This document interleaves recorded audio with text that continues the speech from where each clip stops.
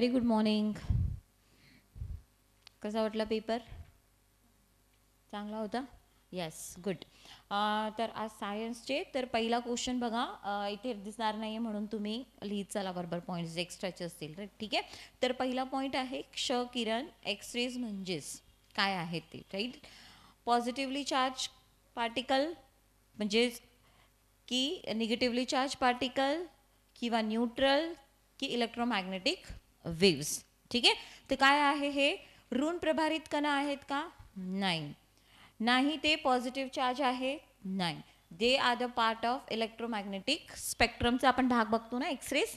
Yes, ठीक आहे. तर हे काय आहेत? विद्युत चुंबकीय लहरी आहेत. ओके, तर एक्सरेज हे काय आहेत? विद्युत चुंबकीय लहरी. तर ऑप्शन 4 इज द आन्सर. ठीक आहे. तुम्हाला माहीत असेल ज्यावेळेस आपण सूर्य किरण किंवा त्याचा एक बेल्ट बघतो, इलेक्ट्रोमॅग्नेटिक स्पेक्ट्रम बघतो. राईट, त्याच्यामध्ये आपण कोणत्या कोणते लहरी बघतो?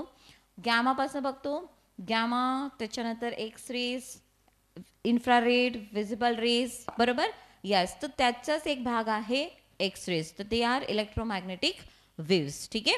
यांचा वेग जो असतो ना, तो सूर्यकिरणांचा जो वेग असतो ना, तेवढाच वेग या क्षकिरणांचा असतो. तर 3 × 10⁸ मीटर पर सेकंड एवढाच वेग या किरणांचा असतो. इथे आपण लिहित नाही आहे, पण तुम्ही आता मी जे ॲडिशनल पॉईंट सांगेल ते लिहित चला. ओके, आता नेक्स्ट क्वेश्चन. प्रिझममधून अभिक्रमण करताना प्रकाश किरणांचे झालेले विचलन प्रिझमच्या पदार्थाच्या डॅशवर अवलंबून असते. आता एक प्रिझम आहे, काचचा प्रिझम आहे, त्यातनं एक किरण गेली. राईट, आता तुम्हाला माहिती आहे की त्याचं काय होतं? डिस्पर्शन ऑफ लाईट होतं. आलं लक्षात? म्हणजेच की जी पण किरण आहे त्यातले जे पण विजिबल रेज असते, लक्षात ठेवा, दृश्य प्रकाश जो असतो, हा दृश्य प्रकाश अनेक प्रकारच्या रंगांनी बनलेला असतो आणि प्रत्येक रंगाची जी वेवलेंथ असतो, तरंग लांबी असते, ही वेगवेगळी असते आणि या तरंग लांबी अनुसार ज्या वेळेस हे प्रिझममधनं हा प्रकाश जात असतो ना, तर काय होतो? जेवढी तरंग लांबी छोटी, आलं लक्षात, तेवढा त्याचा वेग कसा होतो? प्रिझममध्ये स्लो होतो, हळू होतो आणि त्याच्यामुळे त्याचं विचलन कसं होतं? मग जास्त असतो. आलं लक्षात? येस. तर हे कशावर बेस असतं? अपवर्तनांक म्हणजे refractive index. Actually refractive index काय असतं? तेच म्हणजेच काय, जसं मी तुम्हाला आत्ताच डिस्कशनमध्ये सांगितलं, जे पण स्पीड ऑफ लाईट किंवा स्पीड ऑफ जो किरण होता, ठीक आहे, हे विरळ माध्यमात वेगळा आहे आणि घन माध्यमात वेगळा आहे. तर याचा जो रेश असतो याला आपण काय म्हणतो? रिफ्रॅक्टिव्ह इंडेक्स म्हणतो. क्लिअर सगळ्यांना? येस. आणि जसं आपल्याला माहिती आहे की ज्यावेळेस प्रिझममधनं किंवा इवन ज्यावेळेस आपण रेनबो बघतो, रेनबो इंद्रधनुष्य बघतात, राईट, ज्याचं विचलन जास्त असतं, ज्याचं विचलन जास्त होतं, रंग जो बँड जास्त होतो, तो कोणता आहे? पर्पल कलर, बरोबर, जांभळा रंग. आणि जो कमी विचलित होतो तो कोणता आहे? लाल रंग, जो वरच्या बाजूला असतो. सगळ्यात बेंड झालेला कोणता असतो? जांभळा रंग. तर का जांभळा रंग जास्त विचलित होतो? बिकॉज त्याचा जो वेग आहे ना, तो विरळ माध्यमात जास्त आहे, बिकॉज तिथे त्याची वेवलेंथ कशी आहे? जास्त आहे. आणि जसंच ते काचेमध्ये आलं, त्याची वेवलेंथ इकडे जास्त असल्यामुळे काचेमध्ये त्याची स्पीड कशी होऊन जाते? स्लो. आणि त्याच्यामुळे तो काय होतो? जास्त बेंड होतो. हे मी जरा थोडं डिटेल सांगितलं, पण लक्षात ठेवणार. ओके, सो याचा आन्सर काय असणार आहे? अपवर्तनांक, रिफ्रॅक्टिव्ह इंडेक्स. ठीक आहे. आता नेक्स्ट क्वेश्चन बघा. ध्वनीचे प्रसारण यामधून होत नाही. व्हेरी सिम्पल क्वेश्चन है ना. साऊंडला माध्यम लागतं. येस, मीडियम लागतं, बिकॉज ही एक प्रकारची वेव्ह एनर्जी आहे, तर याला माध्यम लागणार आहे. आलं लक्षात? तर हे स्थायूमधनं होतं, येस, सॉलिडमध्ये फास्ट होतं, द्रव लिक्विडमधनं होतं, वायूमधनं होतं, निर्वित म्हणजेच व्हॅक्यूममधनं हे प्रवास करू शकत नाही. आलं लक्षात? व्हॅक्यूम एखादी हे असेल आणि तू किती पण बोलले, ते तुम्ही ढोल ताशे वाजवले तरी ते ऐकायला येणार नाही, because it need medium. Okay.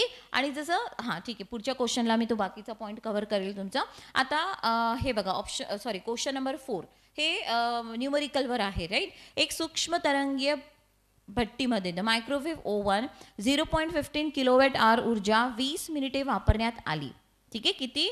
एवढी ऊर्जा किती मिनिटं वापरण्यात आली? 20 मिनिटे वापरण्यात आली. तर त्या भट्टीची शक्ती काढा. आता ज्यावेळेस शक्ती काढली जाते तर आपण कसं घेतो? तुम्ही फिजिक्समध्ये वाचलेलं असतं, केलेले कार्य अपॉन एकूण वेळ, ती म्हणजेच काय असते? शक्ती. एक फॉर्म्युला तुम्हाला माहिती ना, वर्क अपॉन टाईम. आता इथे केलेले कार्य केवढे आहेत? ऑलरेडी आपल्याला माहिती आहे 0.15 kWh. येस. आणि टाईम काय दिला यांनी? मिनटं, 20 मिनिट्स. पण तुम्हाला माहिती आहे की आपण SI युनिटमध्ये सेकंड्स बघतो. याचं खाली तुम्ही मिनिट आहे तर आपण असं लिहू शकतो 60/20, 60 मिनटं, बरोबर की नाही.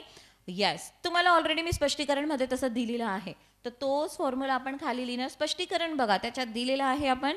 येस, त्याच्यावरनं ते कॅल्क्युलेट करा. तुमचं उत्तर केवढं येतं मग 0.45 किलो वॅट. कारण आवर कट होऊन जातो ना, आवर कट होतो म्हणून फक्त काय राहणार किलोवॅट. तर उत्तर काय असतंय 0.45 किलोवॅट. तर उत्तर काय तुमचं option 1 is the answer. Clear. चलो, सो नेक्स्ट क्वेश्चन ना. सर्व इंधनात जे पण फ्युअल्स असतात, इंधन म्हणजे फ्युअल, चे कॅलोरिफिक मूल्य सर्वाधिक आहे. कोणाचं सर्वात जास्त कॅलोरिफिक मूल्य आहे. कॅलोरिफिक मूल्य म्हणजेच काय की यांना जेव्हा तुम्ही पेटवतात किंवा जाळतात तर जास्त ऊर्जा तयार करते. लक्षात, कॅलोरिफिक व्हॅल्यू त्याला आपण म्हणतो. तर सर्वात जास्त कोणाची आहे हायड्रोजन.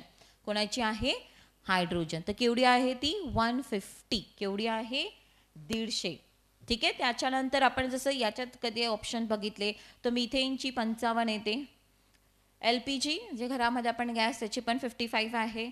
आणि जैव वायू ठीक आहे त्याची केवढी आहे 340. खूप कमी आहे कॅलोरिफिक व्हॅल्यू. म्हणजे किती पण जाळलं तरी ऊर्जा कमी, हे कमी पण जाळलं तरी हायड्रोजन जास्त ऊर्जा तुम्हाला मिळणार. ओके. आता नेक्स्ट क्वेश्चनकडे जाऊयात आपण. सी आता नेक्स्ट क्वेश्चन वेट.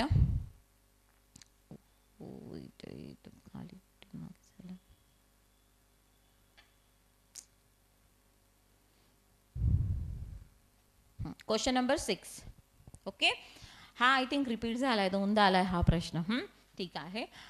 जोड्या लावा. स्तंभ दिलाय एका बाजूला, ते कोणत्या ग्रुपमध्ये आहेत हे विचारलंय तुम्हाला, बरोबर. यस, तर क्लोरीन कोणत्या ग्रुपचा आहे 7A है ना. Group 7A. पिरियडिक टेबलमध्ये याचं स्थान कुठे आहे, राईट 7A. क्लोरीन काय आहे, क्लोरीन काय आहे हॅलोजन इनर्ट, याला आपण घेतो. यस 7A मध्ये आहे ते. सोडियम, कमॉन, सोडियम कोणत्या याच्यामध्ये येतं, कशामध्ये येते सोडियम, कमॉन 1A है ना. यस, त्याच्यानंतर अर्गॉन 0. ठीक आहे. आणि मॅग्नेशियम 2A. ठीक आहे. याच्यावरनं तुमचं उत्तर काय येतं आहे ऑप्शन 2 इज द आन्सर. हे थोडेसे काही पाठांतर करून जायचे. कुठे हॅलोजन्स आहेत, खालच्या जे पिरियडिक टेबलमध्ये ॲक्टिनाइड गॅस जे सिरीज आहे ते बघा. त्याच्यामध्ये कोणते नेमके मूलद्रव्य येतात. आता मूलद्रव्य नेमके कोणते येतात तर इथे बघायचं ॲटॉमिक नंबर. आपण बघतो की बहुतेक करून किरणोत्सरी जे पदार्थ असेल हे तुम्हाला खालच्या सिरीजमध्ये बघायला मिळतं, ॲक्टिनाइड आणि या सिरीजमध्ये. तर त्यांच्या मूलद्रव्य, कारण आपण बघतो मॉडर्न पिरियडिक टेबल मूलद्रव्यांच्या चढत्या याच्या अनुसार ते रचलेली आहे, बरोबर. तर त्यानुसार तुम्ही पिरियडिक टेबल व्यवस्थित वाचून जायचं. ॲटलिस्ट जिथे हॅलोजन्स ठीक आहे म्हणजे आणि इनर्ट जे गॅसेस आहेत तो एक आलं लक्षात, गन 1, 2 आणि खालची सिरीज एवढं ॲटलिस्ट बघून जा. ठीक आहे. त्याच्यानंतर नेक्स्ट क्वेश्चन. H2SO4 हे डॅश आम्ल आहे. काय आहे हा H2SO4 द्विआम्लारी धर्मी. ठीक आहे. आता बघा आम्लारी धर्मी बेसिसिटी ऑफ एनी ॲसिड कशी काढली जाते. आता समजा H2SO4 ला तुम्ही पाण्यामध्ये विरघळलं किंवा पाण्यामध्ये टाकलं, आलं लक्षात, तर काय होणार H+H+ आयन्स किती तयार होईल, हे 2 होतील ना. कारण H2 आहे तर किती आयन्स तयार करेल ते 2 आयन्स तयार करणार. यस, म्हणून हे काय आहे द्विआम्लारी धर्म. हेच कधी प्रश्न आपण HCl विचारलं असतं, HCl हायड्रोक्लोरिक ॲसिड, तर तुमचं उत्तर काय आलं असतं एक आम्लारी धर्म. का, कारण याचे आयन्स एकच आयन तयार केलं की नाही. यस.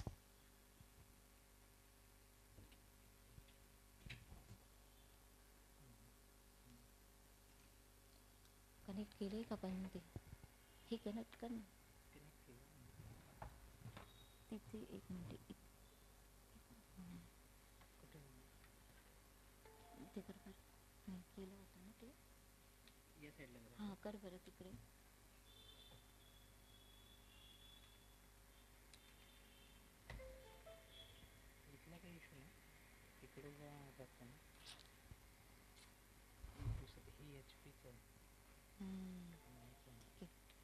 बघू आपण. आता मी अजून उद्या करून डिस्कशन पाठवून देऊ कधी घेणार चांगलं. ठीक आहे. आता करून घेऊ. एक काम करा, हे हवाला माईक यूज करा, जेवढं मोबाईल करतो तेवढं थोडं थोडं एक अंडरलाईन नाही केली, सिंगल सिंगल तरी चालतं. चालते, हे असं पण कळते मला ना, आपण स्पष्टीकरण दिले आहेत ना, त्याच्यामुळे काही प्रॉब्लेम नाही. ओके, चलो. सो क्वेश्चन नंबर 7, H2SO4 हे काय आहे मग? द्विआम्लारी धर्मी. कारण H2SO4 जेव्हा पाण्यात टाकणार तर किती आयन्स तयार करणार? 2, बिकॉज H2 आहे ना. HCl असेल तर 1. ठीक आहे, ते हे असं लक्षात ठेवायचं. नेक्स्ट, काचेला निळा रंग डॅशमुळे तर पिवळा रंग ह्यामुळे येतो. आता तुम्ही विविध प्रकारचे काच ग्लासेस बघतात. यस, ठीक आहे. तर यांना निळा रंग कशामुळे येतो? निळा रंग कशामुळे मिळतो? कोबाल्ट ऑक्साईड आणि पिवळा रंग अँटिमनी सल्फाईड. तुम्ही बॉटल्स पण बघा, विविध प्रकारचे रंगाच्या बॉटल्स बघतो ना आपण, ते हे रंग त्याच्यामध्ये कोणते हे टाकलेले असतात मिनरल्स. कोबाल्ट ऑक्साईड त्याच्यामुळे काचेला निळा रंग येतो आणि अँटिमनीमुळे पिवळा रंग येतो. आता याच्यामध्ये दुसरे पण बघा, मॅग्नीज डायऑक्साईड आहे, मॅग्नीज, याच्यामुळे जांभळा रंग येतो. ठीक आहे, जांभळा रंग. तसंच क्युप्रस ऑक्साईड आहे, क्युप्रस ऑक्साईड जेव्हा टाकणार तर काचेला कोणता रंग येणार? लाल रंग. ओके, आता नेक्स्ट क्वेश्चनकडे येऊयात. खालीलपैकी संतुलित व अचूक रासायनिक क्रिया कोणती आहे? संतुलित म्हणजेच बॅलन्स्ड रिॲक्शन, म्हणजे जे पण आपण बघा रिॲक्टंट आणि प्रोडक्ट, जेव्हा तुम्ही रिॲक्शन्स बघतात त्यावेळेस काय बघतात? जे रिॲक्ट करते ते आणि त्याचं प्रोडक्ट काय येत आहे. कधी पण ते बॅलन्स असेल ना, एक्स्ट्रा कधी येणार का? नाही येणार, राईट. तर इथे तुम्ही बघणार आता कोणती तुम्हाला दिसते, तर Zn+2HCl, ZnCl2 plus H2. तर option 4 is the answer. Okay, this is the balanced reaction. ठीक आहे, आता नेक्स्ट क्वेश्चनकडे जाऊयात आपण. चुकीची जोडी निवडा. रॉबर्ट ब्राउन, केंद्रकाचा शोध, बरोबर आहे. रॉबर्ट ब्राउन यांनीच न्यूक्लियसचा शोध लावला होता ना. ठीक आहे, यस, केंद्रक. कॅमिलिओ गॉल्गी, गॉल्गी संकुलाचा शोध, बरोबर. गॉल्गी कॉम्प्लेक्सचा शोध कोणी लावला होता? पेशीमध्ये असं एक प्रकारची अंगक असतं, कॅमिलिया गॉल्गी. त्याच्यानंतर कार्ल बेंडा, तंतुकणिकेचा शोध. यस, कार्ल बेंडा यांनी मायटोकॉन्ड्रिया, की पेशीमध्ये एक अंगक आहे मायटोकॉन्ड्रिया, ज्याला आपण काय म्हणतो? Power house of the cell म्हणतो ना. यस, तर ते कार्ल बेंडा यांनी हे दिलं होतं. बऱ्याच पुस्तकांमध्ये काही दुसरं नाव दिलेलं आहे, पण त्याला तंतुकणिका म्हणतात, तो नाव त्यांनी दिलेला आहे. कार्ल बेंडा यांनी पेशीमध्ये हा अंगक असतो हा शोधलेला आहे यांनी. ठीक आहे, तर एवढं तुम्ही इतर पुस्तकामध्ये पण थोडंसं चुकीचं गेलं असेल तर तेवढं करेक्ट करा, राईट. वॉटसन आणि क्रिक गुणसूत्रांचा सिद्धांत मांडला नाही. वॉटसन आणि क्रिक यांनी काय दिलं होतं? स्ट्रक्चर ऑफ DNA, है ना. DNAचा रचना कशी आहे, आणि ही रचना कशी आहे? Double helical structure. हे कोणी सांगितलं होतं? वॉटसन आणि क्रिक. मग आता गुणसूत्राचा सिद्धांत कोणी मांडला? गुणसूत्राचा सिद्धांत मांडलेला आहे सुटोन आणि थिओडर बाउरी. सुटोन आणि थिओडर बाउरी. आणि यांनी काय सांगितलं होतं, किंवा हा सिद्धांत काय सांगतो तुम्हाला? गुणसूत्राचा सिद्धांत की क्रोमोझोम जो असतात ना, गुणसूत्र जे असतात ना, chromosome as the carrier of genetic material, जे पण जनुकीय पदार्थ असतो, ठीक आहे, एका पिढीकडनं दुसऱ्या पिढीकडे जाण्यासाठी कोण असतं आहे? क्रोमोझोम. तर ही थिअरी कोणी दिली होती? गुणसूत्र सिद्धांत जे दिलं होतं सुटन आणि बाउरी यांनी. ओके, आता नेक्स्ट क्वेश्चनकडे जाऊयात. यस, पेशी भित्तिका असलेली सर्वात लहान पेशी. सी, तुम्ही ऑलरेडी सर्वात लहान पेशी वाचलेली असते, सगळ्यात मोठी पेशी वाचलेली असते. सर्वात मोठी पेशी ऑस्ट्रिचचा अंड, राईट. सर्वात छोटी पेशी मायकोप्लाझ्मा. पण इथे आपण काय विचारलं आहे? पेशी भित्तिका असलेली सर्वात लहान पेशी, दॅट इज बॅक्टेरिया, जीवाणू. आणि मायकोप्लाझ्मा जे आहेत ना, मायकोप्लाझ्मा हिला पेशी भित्तिका नसते, हे लक्षात ठेवा. तर पेशी भित्तिका नसलेली, किंवा असं पण सृष्टीमध्ये सगळ्यात छोटी पेशी कोणती आहे? मायकोप्लाझ्मा. आणि अजून एक पॉईंट इथे लक्षात ठेवायचा आहे, मायकोप्लाझ्मा हे जे असतं ना, हे कोणत्या किंगडममध्ये, कोणत्या सृष्टीचा सजीव आहे? Kingdom Monera. कोणत्या सृष्टीचा आहे? Kingdom Monera. आणि एक अजून पॉईंट इथे लक्षात ठेवायचा आहे, मायकोप्लाझ्माला काय नावाने ओळखलं जातं अजून? एनीबडी? खूप इम्पॉर्टंट आहे हे. मायकोप्लाझ्मा हे अजून कोणत्या नावाने ओळखलं जातं? PPLO. PPLO, pleuropneumonia like organism. मी एकदम व्यवस्थित हळूवार बोलते आहे. Pleuropneumonia like organism. PPLO at least आता शॉर्ट तरी लिहून घ्या तुम्ही. PPLO. ओके. आणि हा जो आहे ना मायकोप्लाझ्मा, हा खूप याची ट्रीटमेंट लवकर नाही होत आणि हा खूप पॅथोजेनिक असतो आणि बहुतेक करून हा आपल्या फुफ्फुस वगैरेवरच प्रादुर्भाव म्हणजे इन्फेक्ट करतं आणि याला पेशीभीतिका नसल्यामुळे याला लवकर औषधं पण लागू होत नाही. लक्षात आलं? येस. त्याच्यानंतर नेक्स्ट क्वेश्चन, तांबड्या रक्तपेशीत खालीलपैकी कोणती अंगके नसतात? तांबडी रक्तपेशी म्हणजेच काय? Red blood cell. याच्यामध्ये कोणती अंगके नसतात? ती म्हणजेच हे बघा, तुम्हाला माहिती आहे अन्यूक्लिएट सेल, केंद्रक नसतो ना लाल रक्तपेशीमध्ये, आणि म्हणूनच केंद्रक नसल्यामुळे लाल रक्तपेशीमध्ये म्हणून त्याचा आकार कसा असतो? बायकॉन्केव्ह आहे ना, बिकॉज त्यातनं केंद्रकच निघाल्यामुळे तो आतला भाग असा चपटा झाला आहे. बाकी पेशींमध्ये केंद्रक असल्यामुळे ते एकदम असं फुगीर असते. याचं केंद्रकच नाही आहे म्हणून दॅट शेप इज बायकॉन्केव्ह, राईट. तर केंद्रक नाही आहे. त्याच्यानंतर लाल रक्तपेशीमध्ये तंतुकणिका पण नसते. का नसते? एनीबडी? तंतुकणिका का नसते? निसर्गाने यांच्यामध्ये तंतुकणिका का नसेल दिलेल्या? बिकॉज तुम्हाला माहिती आहे आरबीसीचं मेन रोल काय आहे? ऑक्सिजनचं वहन करणं, बरोबर. आरबीसीचं मेन रोल काय? बिकॉज याच्यामध्ये हिमोग्लोबिन असतं जे काय करतं, आपल्या शरीरात पूर्ण ऑक्सिजन वाहून येतं. आणि तुम्हाला हे पण माहीत आहे, म्हणजे अभ्यास केला असेल तर माहीत असेल की तंतुकणिकेमध्येच एनर्जी तयार होते with the presence of oxygen. कधी? मायटोकॉन्ड्रिया रक्तपेशीमध्ये, लाल रक्तपेशीमध्ये राहिला असतं तर या तंतुकणिकेनेच ऑक्सिजन तिथेच्या तिथे वापरून घेतले असते. पूर्ण शरीरभर ते वाहून गेले असतं का? नाही. ह्या कारणामुळे तंतुकणिका नसते. क्लिअर? त्याच्यानंतर अंतर्द्रव्य जलिका, एंडोप्लाझ्मिक रेटिक्युलम नसते, ते पण नाही आहे. आता हे का नाही आहे बघा, केंद्रक नाही, एंडोप्लाझ्मिक रेटिक्युलम नाही, बिकॉज लाल रक्तपेशीचं मुख्य कार्य आहे ऑक्सिजन वहन करणं, आणि लाल रक्तपेशीमध्ये कोण ऑक्सिजन वाहून नेत असतं? त्यातला हिमोग्लोबिन. आणि हिमोग्लोबिनला जास्त जागा मिळायला पाहिजे, त्याच्यामुळे निसर्गाने ह्या दोन गोष्टी त्याच्यातनं काढून घेतलेल्या आहे. क्लिअर सगळ्यांना? सो हे पण एक लक्षात ठेवा, फक्त असं नुसतं पाठांतर करायचं नाही, रीड किंवा स्टडी रिझन बिहाइंड दिस. ठीक आहे. चलो नेक्स्ट. आता योग्य जोड्या लावा.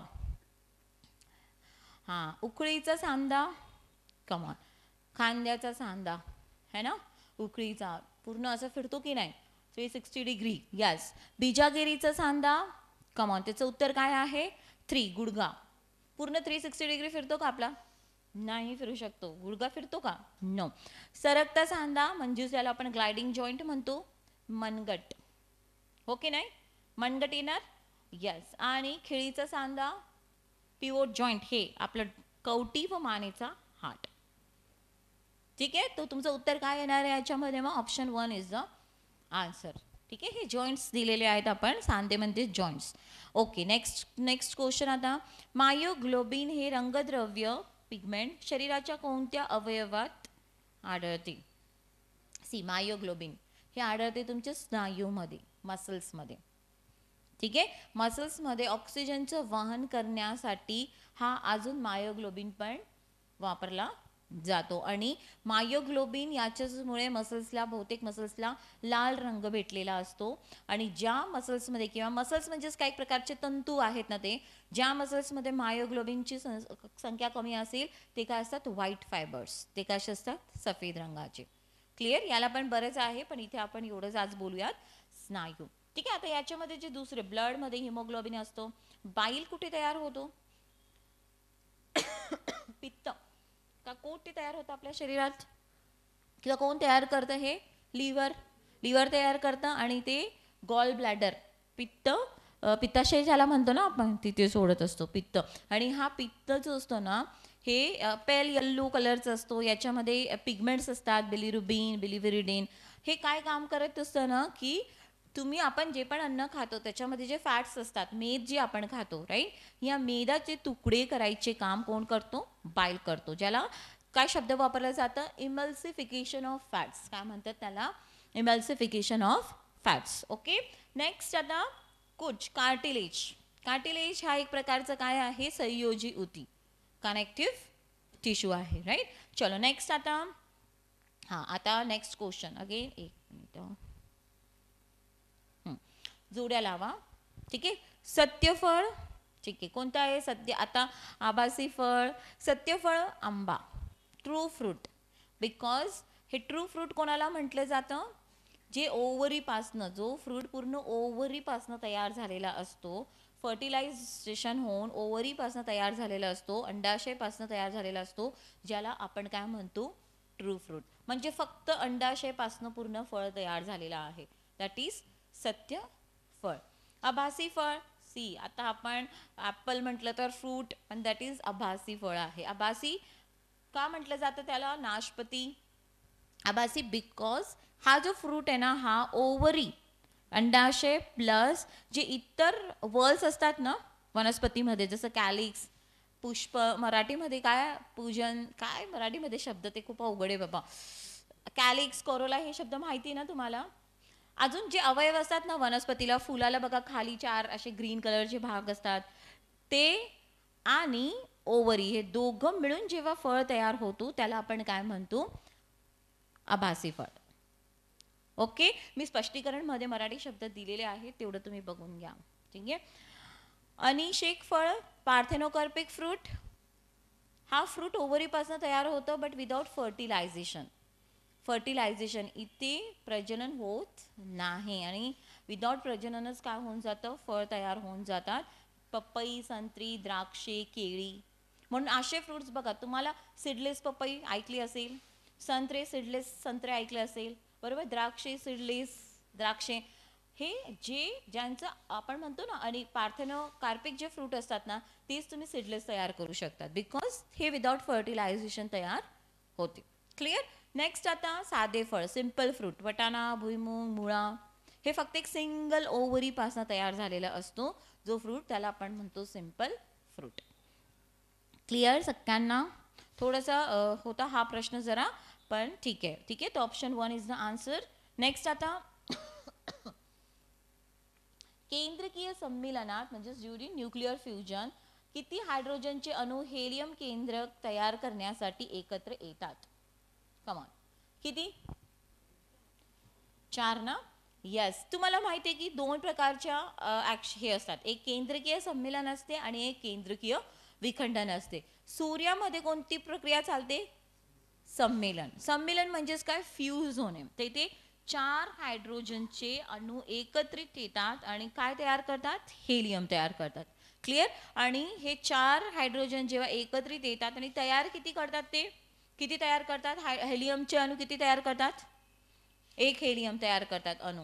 आता 4 पासून एकच तयार होतं ना, तर जो वस्तुमानामध्ये घट होते ना हायड्रोजनाच्या, ते वस्तुमानाची घट कशामध्ये रूपांतर झालेली असते? एनर्जीमध्ये. कशात? ऊर्जामध्ये. आलं लक्षात?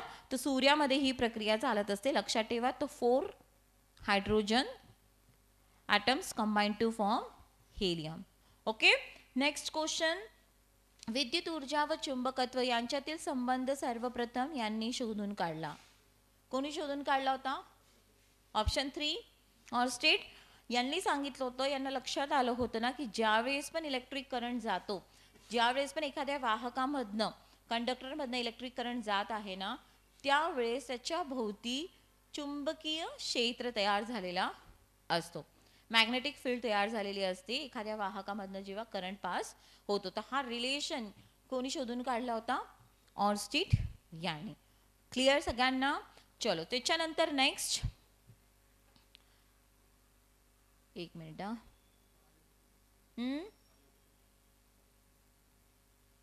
काय म्हणताय? हा तेच आहे क्वेश्चन. अयोग्य पाहिजे होता. यस यस यस, अयोग्य पाहिजे होतं ते. Very good. डायोड ओहमच्या नियमाचे पालन करीत नाही, बरोबर आहे ना? पहिले तर ज्यांना डायोड काय तेच माहीत नसेल काही जणांना, तर आय थिंक सो. तर डायोड काय असतं ना, की असा वाहक असतो किंवा असं उपकरण असतो ना, की ज्यात करंट फक्त एकाच दिशेने वाहतो. समजलं? आणि जेव्हा एकाच दिशेने करंट वाहतो तर त्याला रेझिस्टन्स, रोध असतो का? जास्त नसतो. आणि त्याच्यामुळे मग ऊर्जाचे नाश न होता डायोडमधनं काय होते? ऊर्जा जाऊ शकते. ठीक आहे. डायोडमध्ये रेझिस्टन्स कसं असतो? कमी असतो, बिकॉज डायोडमध्ये फक्त एकाच दिशेने काय होते? ऊर्जा वाहते. क्लिअर सगळ्यांना? आणि ज्या वेळेस समजा डायोडला दोघं दिशेने कधी ऊर्जा पाठवली तर त्याच्यामध्ये रोध जास्त तयार होणार, आणि रोध जास्त आलं म्हटल्यावर काय होणार, मग ऊर्जा नाश होणार. येस, तर क्लिअर सगळ्यांना. म्हणून डायोड हे ओहमच्या नियमाचे पालन करत नाही. आता ओहमचा नियम काय हे आता आपण पुढे बघू. ओहमचा नियम विद्युतधारा व विभवांतर यांच्यातील संबंध दर्शवते. करंट अँड द व्होल्टेज दर्शवते की नाही. बिकॉज जेवढं पण करंट आहे हे it is directly proportional to the voltage at 2 points. 2 पॉईंट्समध्ये जेवढा व्होल्टेज असेल त्याच्या समानुपाती असेल ना, प्रोपोर्शनल असेल ना, जेवढं दोघांमध्ये व्होल्टेज जास्त तेवढाच करंटचा वेग जास्त. बरोबर बरोबर लक्षात आलं सगळ्यांना. येस, इथे आपण 2 पॉईंट्सचा विचार करतो. डायोडमध्ये फक्त एकाच दिशेने काय होतात, करंट वाहतो. करंट वाहतो म्हणजेच एकाच दिशेने काय होतात, इलेक्ट्रॉन्स फ्लो होतात. क्लिअर. म्हणून ऑप्शन 2 पण राईट आहे. नेक्स्ट 3, रोधाची एकसर जोडणी परिपथातील रोध रेझिस्टन्स कमी करण्यासाठी वापरतात. हे बघा, रोध जे असतात ना, रेझिस्टन्स हे 2 प्रकारची आपण जोडणी असते. एक तर सिरीज एकसर जोडणी आणि एक असते समांतर पॅरलल असते. राईट. एकसर जोडणी रोध कमी करण्यासाठी नाही, काय करायचं, हे जास्त करण्यासाठी वाढवण्यासाठी हे वापरलं जातं. कारण की रेझिस्टन्स असायला पाहिजे. तुम्हाला माहिती जे पण आपले स्ट्रीट लाईट्स असतात, तुम्हाला माहिती स्ट्रीट लाईट्स एका लाईनला, समजा तुम्ही बाजीराव रोड सरळ जा, पोल्स दिसतील, स्ट्रीट लाईट दिसतील रस्त्यावरचे, तिथे कोणत्या प्रकारची जोडणी असते, एकसर जोडणी. बरोबर, एकसर जोडणी. का, कारण जेवढा व्होल्टेज एका लाईटला आहे तेवढाच व्होल्टेज पुढच्याला आहे, जेवढाच व्होल्टेज तिसऱ्याला.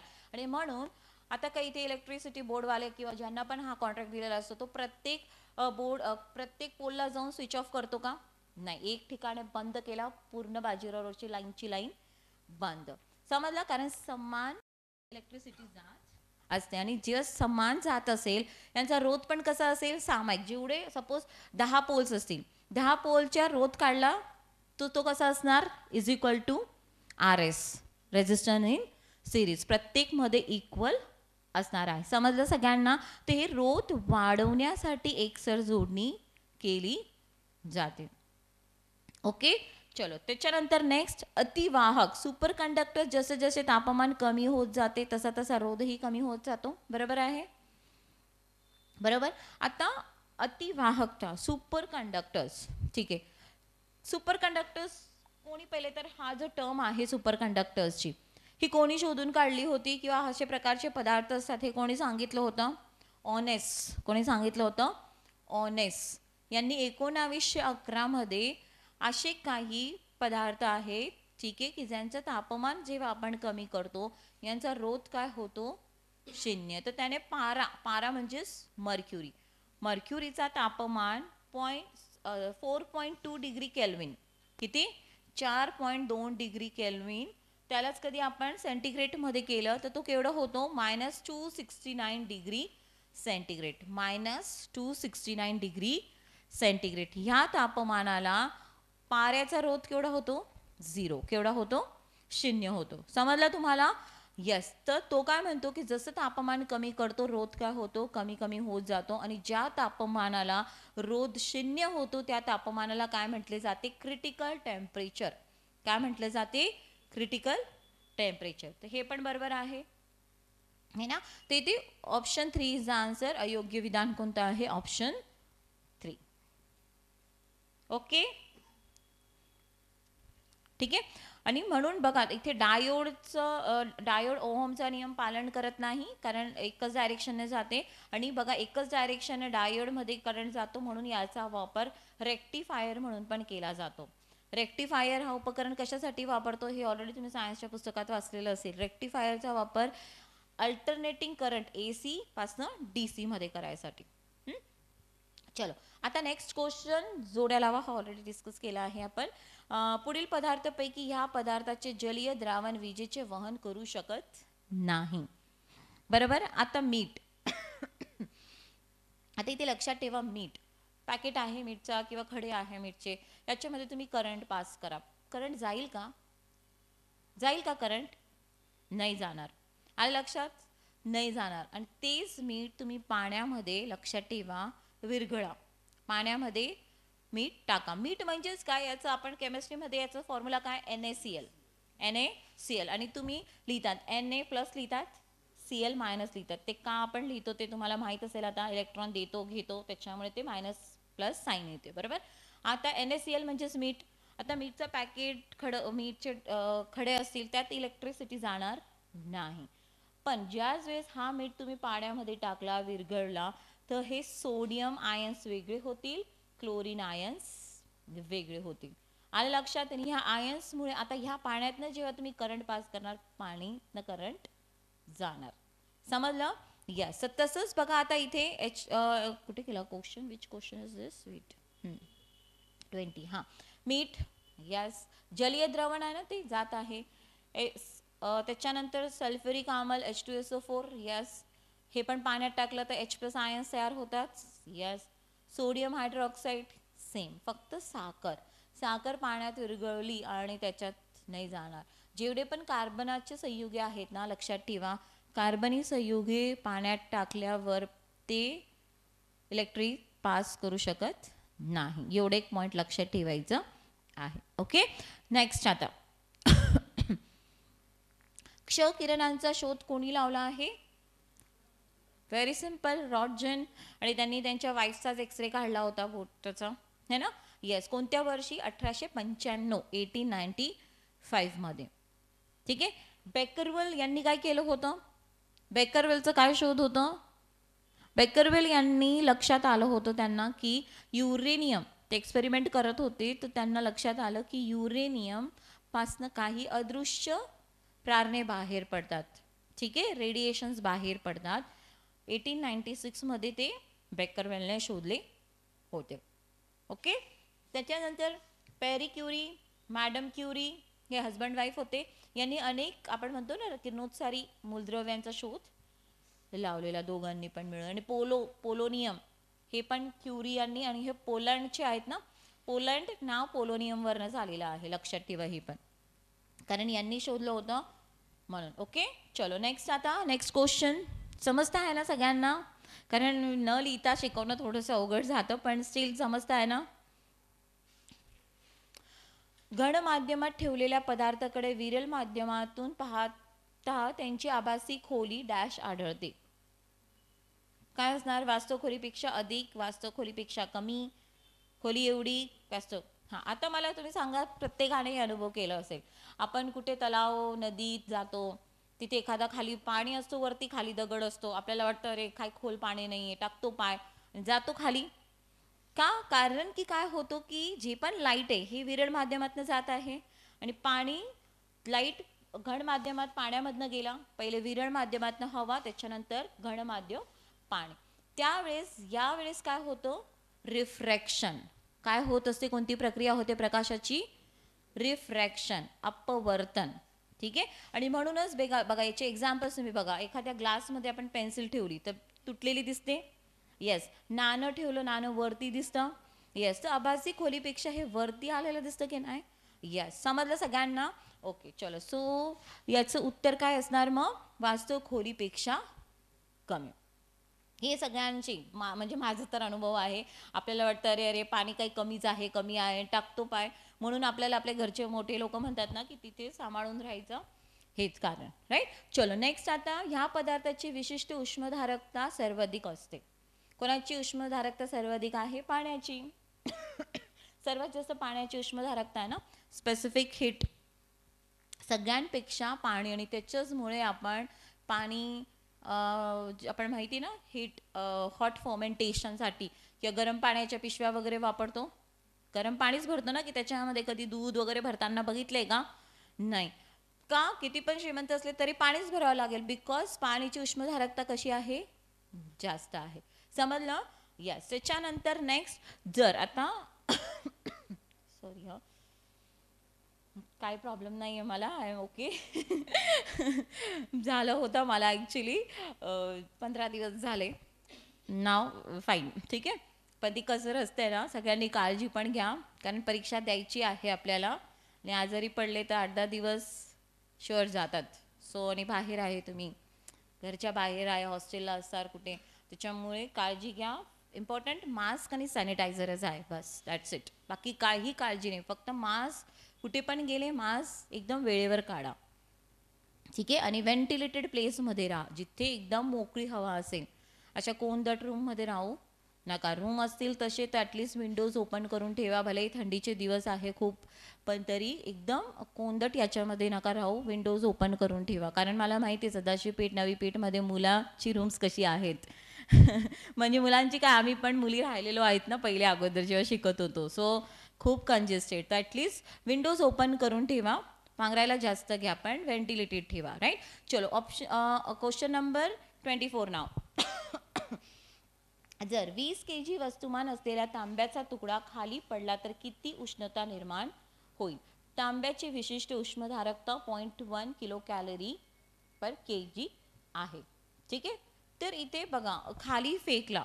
ठीक आहे. आता इथे मास दिलेला आहे तुम्हाला. किती मास आहे? 20. ठीक आहे. यस. खाली फेकला ना, इथे ग्रॅव्हिटीचं काम येणार. जीची व्हॅल्यू घेणार आपण. जीची ॲक्सेलरेशन ड्यू टू ग्रॅव्हिटीची व्हॅल्यू केवढी असते? 9.8. यस. आणि किती याच्यावरनं फेकलेलं आहे ते? कमॉन, हे काय दिलेलं आहे त्यांनी? हां, ते याचं उत्तर तुम्ही स्पष्टीकरणमध्ये मी पूर्ण दिलेलं आहे बघा. याचं उत्तर आहे 4.682. स्पष्टीकरणमध्ये सगळं दिलेलं आहे. आता लिहायला नाही आहे आपल्याकडे रे. ठीक आहे. हाईट इथे 100 मीटर, तेच तर 100 मीटर असायला पाहिजे. ते तिथे आलं नाही आहे, प्रिंट दिलं नाही आहे, गेलं. 100 मीटर लिहा. म्हणून MGH करा त्याला. फॉर्म्युला कोणता आपण वापरतो? MGH. MGH म्हणजेच काय, कोणाचा फॉर्म्युला आहे हा? पोटेन्शियल एनर्जी है ना. पोटेन्शियल एनर्जीचा ते फॉर्म्युला वापरून उत्तर तुमचं येणार 4.682 कॅलरीज, किलो कॅलरी. नेक्स्ट आता ध्वनी ऊर्जेचे प्रसारण ह्या तरंगामार्फत होते. ठीक, आपण माहिती आत्ताच बघितला. ध्वनी ऊर्जा जी असते याला माध्यम लागतो. यस. आणि माध्यम लागतो म्हणजे हे एनर्जी वेव्ह फॉर्ममध्ये जाते. तर कोणत्या स्वरूपाची असते ही? अणुतरंग, लॉंगिट्युडनल वेव्ह. लॉंगिट्युडनलमध्ये काय असतं ना की याच्या ह्या वेव्हजमध्ये विरलन आणि सपिंडन. आलं लक्षात? कॉम्प्रेशन आणि रेरिफॅक्शन. म्हणजे कण जेव्हा हे ध्वनी जेव्हा आता मी बोलते आहे तुमच्याशी, इथे सगळे वायूचे कण आहेत. तर बोलत असताना काय होतं ना की हे कण कधी कधी एकमेकांना जवळ आलेले असतात. कारण हे कण मागे पुढे करत प्रसारण करतात. तर मागे पुढे करत काही ठिकाणी खूप सारे कण जमा झाले आहेत, काही ठिकाणी हे विरळ कण आहेत. तर याला आपण म्हणतो कॉम्पॅक्शन आणि रेरिफॅक्शन. आणि अशा प्रकारे ध्वनी काय होते? ट्रान्सफर होत असते. यालाच आपण म्हणतो लॉंगिट्युडनल वेव्स. ठीक आहे. यस. ठीक आहे. नेक्स्ट आता BMIचे सूत्र, बॉडी मास इंडेक्स. काय आहे body mass index? Body mass index कशासाठी वापरतो, केव्हा काढला जातो? स्थूलता, ओबेसिटी. तुम्ही जिममध्ये जा किंवा डॉक्टर्सकडे जा, तिथे चार्ट असतो ना BMIचा. यस. तर ते ओबेसिटी, किती स्थूल आहात तुम्ही, त्याच्यावर हे असतं. तर इथे बघा बॉडी मास इंडेक्स काढण्यासाठी आता पहिला ऑप्शन जो दिला आहे तुम्हाला बघा उंची सेंटीमीटरमध्ये वजा 100. उंची सेंटीमीटरमध्ये, जी पण तुमची उंची असेल ती सेंटीमीटरमध्ये मोजायची आणि 100 वजा करायचं. जे पण काय येणार तेवढं तुमचं काय आहे? योग्य वजन आहे. आणि लक्षात समजा 165 सेंटीमीटर मायनस 100 केलं तर 65 आलं. तर त्या 165 सेंटीमीटर असलेल्या हाईटचं योग्य वजन केवढं आहे? 65. राईट. याला आपण म्हणतो ब्रोकास इंडेक्स. हा काय आहे तुमचा? ब्रोकास इंडेक्सचा फॉर्म्युला. हे पण स्थूलता ठरवते. पहिला जो मी दिला ना आता तो आहे ब्रोकास इंडेक्स. ठीक आहे. आणि दुसरा ऑप्शन जो आहे किलोग्राम मध्ये वजन, तुमचं जे पण काय वजन असेल मोजायचं, डिवाइड बाय तुमची उंची मीटरमध्ये. ओके. हे म्हणजेच काय असतं तुमचं बॉडी मास इंडेक्स. हे म्हणजेच काय तुमचं बॉडी मास इंडेक्स. ओके. हे बाकीचे तर असं हे नाही आहे, हे दोन लक्षात ठेवा. पहिला आहे ब्रोकास इंडेक्स, ऑप्शन 2 आहे बॉडी मास इंडेक्स. हे स्थूलतेसाठी आहे, मोजण्यासाठी. लॉकडाऊनमध्ये सगळ्यांचेच वाढले आहेत Broca index, body mass index है ना. योग्य विधान निवडा. ठीक आहे. डाऊन सिंड्रोम ह्या रोगामध्ये माणसांमध्ये एकूण 47 गुणसूत्रे असतात. आहे 47. बघा आपल्यामध्ये नॉर्मल माणसांमध्ये किती क्रोमोझोम्सचे पेअर्स असतात? 46. प्रत्येक क्रोमोझोम 2 असे, तर असे 23 क्रोमोझोम्स, 23 पेअर्स म्हणजे किती झाले? 46. पण काही वेळेस काय होतं ना, की काही जे मनुष्य असतात ना, काहींमध्ये एक्स्ट्रा क्रोमोझोम आलेला असतो, काहींमुळे 46च्या ऐवजी 45 क्रोमोझोम्स आलेले असतात. आलं लक्षात? तर या बघा, भले एक जास्त आला आणि एक कमी आला तरी तो काय आहे, त्यांना एक प्रकारचा रोग असतो, काही डेव्हलपमेंटमध्ये कमतरता असते. आलं लक्षात? तर डाऊन सिंड्रोममध्ये, ह्या रोगामध्ये माणसामध्ये एकूण 47 गुणसूत्रे असतात. म्हणजे एक गुणसूत्र जास्त आलं आहे. या रोगात 21व्या क्रमांकाच्या गुणसूत्राच्या 3 गुणसूत्रे असतात. आता 21 नंबरचा जो गुणसूत्र आहे, ठीक आहे, हे 2 असायला पाहिजे ना नॉर्मली, पण इथे ह्या 3 संख्येने आहे, म्हणून याला आपण ट्रायसोमी पण म्हणतो. काय म्हणतो याला? ट्राय म्हणजे 3 आहेत ना, ट्रायसोमी. ठीक आहे. या आजारास मंगोलिया असेही म्हणतात. येस, मंगोलिया असं पण म्हटलं जातं. हे आजार ज्यांना असतो डाऊन सिंड्रोम, हे उंचीने कमी असतात, ग्रोथ त्यांची कमी झालेली असते, केस कुरळे किंवा काय म्हणतात त्याला, विरळ असतात. ठीक आहे. मानसिक थोडा एवढा विकास झालेला नसतो. तर हे आहे डाऊन सिंड्रोम. ठीक आहे. नेक्स्ट आता तर सगळं अ ब क हे तिघं काय आहे, योग्य आहे. तर हे जेनेटिक डिसऑर्डर्समध्ये तुम्ही बघू शकता. तर हे व्यवस्थित करून जा. क्लेनफेल्टर सिंड्रोम आहे, टर्नर सिंड्रोम आहे. ठीक आहे, ते करून जायचे. आता नेक्स्ट, सजीव पेशीचे कार्य योग्य प्रकारे चालावे यासाठी पेशीमध्ये डॅशची सहती उंच आणि डॅशची सहती कमी असणे आवश्यक आहे. बरोबर. हे बघा, आपल्या पेशी ज्या असतात, पेशीमध्ये पण कार्य सुरू असतो की नाही? यस. तर आपल्या पेशीच्या आतमध्ये कोणाचं कॉन्सन्ट्रेशन जास्त असायला पाहिजे? पोटॅशियमचं, आणि बाहेर सोडियमचं. मग त्यावेळेस यांचे कार्य काय होते, बरोबर चालत असते. आलं लक्षात? आतमध्ये सोडियम जास्त, बाहेर आतमध्ये पोटॅशियम जास्त, बाहेर sodium. This is very important, खूप महत्त्वाचं आहे. अशा प्रकारचा प्रश्न एकदा विचारला आहे आयोगने. ठीक आहे, तर लक्षात ठेवणार. यस, सर्व पेशी, कारण तुम्ही बघा, पेशी वाचत असताना तुम्ही वाचतात की नाही, की पेशीची जी पेशी भित्तिका असते आणि एक प्लाझ्मा मेम्ब्रेन असते, राईट? ही काय असते?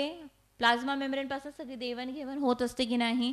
याला आपण काय म्हणत असतो? निवडक्षम पारपटल, सिलेक्टिव्ह. हे आपण बघतो. तर हे कधी कार्य करेल? ज्या वेळेस यांची सहती, यांचा जो कॉन्सन्ट्रेशन आहे पोटॅशियम आणि सोडियमचा असं असेल, त्याच वेळेस हे कार्य होऊ शकते. ठीक आहे. आता नेक्स्ट, हे जोड्या लावा. हे जे पण परागक्रिया दिलेली आहे, पॉलिनेशन कोणामार्फत घडून येत आहे? ठीक आहे. आता ऑरिनिथोफिली, पक्षींद्वारे परागीकरण. ॲनिमोफिली, हवाद्वारे.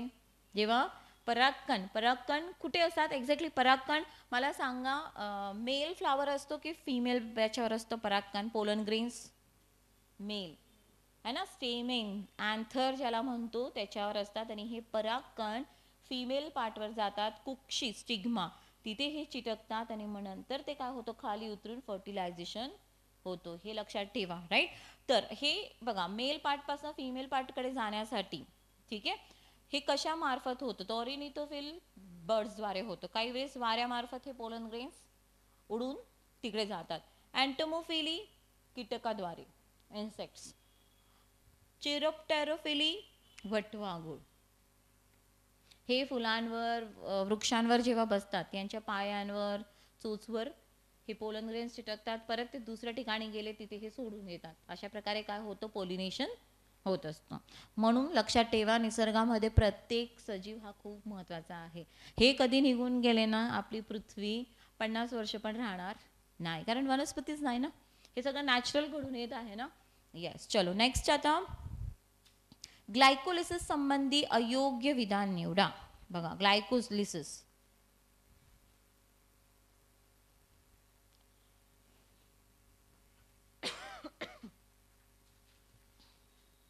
या प्रक्रियेत ग्लुकोजचे विघटन होऊन पायरुवेट मध्ये रूपांतर होते. यस. ग्लायकोलिसिस बघा, पहिला टप्पा आहे हा. तुम्ही मेटाबॉलिझम हे ऐकलंय, चयापचय क्रिया, यातला हा पहिला टप्पा आहे, लक्षात ठेवा.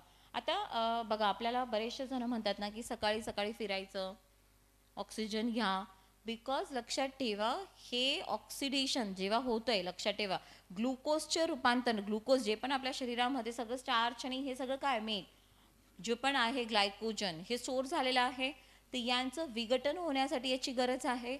येस, तर या प्रक्रियेला आपण काय म्हणतो, ग्लायकोलिसिस. तर याच्यामध्ये बघा ग्लुकोजचे विघटन होऊन पायरुवेटमध्ये होते. येस, ग्लायकोलायसिसमध्ये. लायसिस आहे ना, कधी पण सायन्समध्ये 2 टर्म्स लक्षात ठेवायचे, लायसिस म्हणजे विघटन, तोडणे, आणि जेनेसिस म्हणजेच निर्मिती. लायसिस आणि जेनेसिस. तर इथे ग्लुकोज विघटन होत आहे. आता ग्लुकोज किती मॉलिक्यूल कार्बन आहे, ग्लुकोज किती कार्बनचे मॉलिक्यूल कार्बन असतात याच्यामध्ये, 6 ना, C6H12O6 बरोबर. आणि याचा रूपांतर, याचं विघटन होऊन पायरुवेटमध्ये होतं, आणि पायरुवेटमध्ये किती कार्बन असतात, 3. किती कार्बन असतात, 3. पायरुवेटचं फॉर्म्युला लिहून ठेवा, CH3 लिहिलं, COOH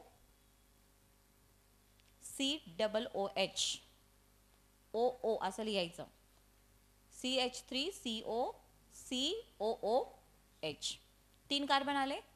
येस, तर हे ग्लायकोलिसिस. या प्रक्रियेला EMP शृंखला पण म्हणतात. येस, एम्बेडन, मेयर ऑफ पार्सन हे 3 शास्त्रज्ञ मिळून ही प्रक्रिया शोधली होती, म्हणून याला EMP पाथवे पण म्हणतात. स्पष्टीकरणमध्ये मी दिलेले आहेत ते सगळे नावं. ही प्रक्रिया तंतुकणिकेत घडून येते का, नाही. ही प्रक्रिया घडून येते तुमच्या पेशीद्रव्यमध्ये, सायटोप्लाझम मध्ये. तंतुकणिकेमध्ये पुढची टप्पा असतो, इलेक्ट्रॉन ट्रान्सफर चेन जी असते ना, ती तंतुकणिकेमध्ये घडते, इथे घडत नाही. ही प्रक्रिया ग्लायकोलायसिसची कुठे घडत असते, तुमच्या आपल्या पेशीच्या पेशीद्रव्यात, सायटोप्लाझम मध्ये. ओके, म्हणून हे अयोग्य आहेत ना, ऑप्शन 3. यस, या प्रक्रियेसाठी ऑक्सिजनची गरज नसते. या प्रक्रियेमध्ये ऑक्सिजनची गरज नसते, विदाउट ऑक्सिजन पण ही प्रक्रिया घडून येते. आणि या प्रक्रियेमध्ये लक्षात ठेवा, ग्लायकोलिसिस जेव्हा विघटन होतं, पायरुविक ॲसिड तर तुम्ही बघितलं, हे तर तयार होत आहे, ग्लायकोजनचं विघटन होऊन पायरुवेट तयार झालं. त्याचबरोबर अजून काय तयार होते, ATP लिहा, ते पण लिहा, काय काय तयार होतं ग्लायकोलिसिसच्या टप्प्यामध्ये. ATP, NADH, 2 पायरुवेटचे मॉलिक्युल्स आणि 2 पाण्याचे मॉलिक्युल्स, 2 वॉटर मॉलिक्युल्स, एवढं तयार होतं आहे तुमच्या ग्लायकोलिसिसच्या प्रक्रियेमध्ये. ठीक आहे, हे पण विचारलं जाऊ शकतो, इम्पॉर्टंट. आता नेक्स्ट क्वेश्चन, अंघोळीचं स्पंज, बाथ स्पंज हे कोणत्या नावाने ओळखले जाते. आता अंघोळीचं स्पंज, युस्पॉन्जिया. आता इथे जे तुमचे जे पण आपण ऑप्शन घेतले, युलेप्टाइला, सायकॉन, स्पॉन्जिला, हे कोणत्या फायलमचे आहेत, फायलम पॉरिफेरा, पर्णरंध्रीय ना, रंध्रीय प्राणीसंघ, रंध्रीय प्राणीसंघातले सजीव आहेत हे. तर युस्पॉन्जिया आंघोळीचं स्पंज आहे. हे स्पंज सारखा असतो, तर प्राचीन काळी याला आंघोळीसाठी वापरलं जायचं. इवन बँकमध्ये नोटा मोजण्यासाठी जसं आता स्पंज ठेवतात ना, तसं हे युस्पॉन्जिया टक्के लूड याच्यामध्ये फिलिंगसाठी हे वापरलं जायचं. ठीक आहे, नेक्स्ट आता. आणि हा जो युस्पॉन्जिया जो आहे ना, लक्षात ठेवा, हे तुम्हाला कुठे बघायला मिळेल, कोणत्या वर्गामध्ये आहे. तुम्ही सजीवसृष्टी वाचली असेल ना सगळे, तर तुम्हाला माहिती आहे ना, क्लास असतो, फायलम, हे पूर्ण. तो कोणत्या वर्गाचा आहे, हे डेमोस्पॉन्जिया ह्या वर्गातला सजीव आहे, डेमोस्पॉन्जिया. आता नेक्स्ट पुढचं, खाऱ्या पाण्यात आढळणाऱ्या वलयांकित कृमी पॉलिकायटा वर्गात येतात. खाऱ्या पाण्यात आढळणाऱ्या बघा, ॲनेलिडा. ॲनेलिडा म्हणजेच काय, यांना सेगमेंट असते, बरोबर, सेगमेंटेड बॉडी असते ना, खंडित असतो ना यांचं शरीर. यस, आणि या खंडित जो भाग असतो किंवा खंडित शरीर असतो ना, याला विज्ञानामध्ये एक शब्द वापरतात, मेटामेरिझम. हे लिहून ठेवा, NCERTचा कॉन्सेप्ट आहे ही, मेटामेरिझम. कधी तुम्हाला एक विधान असं आलं की विच लक्षात ठेवा, which organism show characteristics of metamerism. तर कन्फ्यूज नाही व्हायचं काय आहे. आणि त्याच्यात खाली ऑप्शनमध्ये गांडूळ, नेरीज, लीच हे उत्तर असेल तर तुमचं काय असणार? हे मेटामॅरिझम म्हणजेच काय? Segmented body.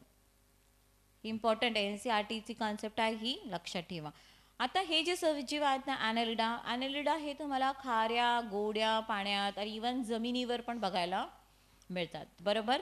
पण आता इथे बघा, खाऱ्या पाण्यात आढळल्या वलयंती कृमी पॉलिकायटा वर्गात येतात तर नाही. आर्की ॲनेलिडा हा जो वर्ग आहेत ना, आर्की ॲनेलिडा यातले सजीव खाऱ्या पाण्यात आहे. ॲनेलिडाचे समजत आहे का सगळ्यांना? यस. आणि पॉलिकायटा या वर्गातले जे सजीव जे आहेत ना, ॲनेलिडा ह्या फायलमचे, ते खाऱ्या पाण्यात, गोड्या पाण्यात, जमिनीवर पण आढळतात. जसं तुम्हाला नेरीस ऐकलं असेल ना, नेरीस है ना, नेरीस पॉलिकायटामध्ये येतं. ठीक आहे. आता नेक्स्ट, गांडूळच्या रक्तात हिमोग्लोबिन विरघळलेल्या स्वरूपात असते.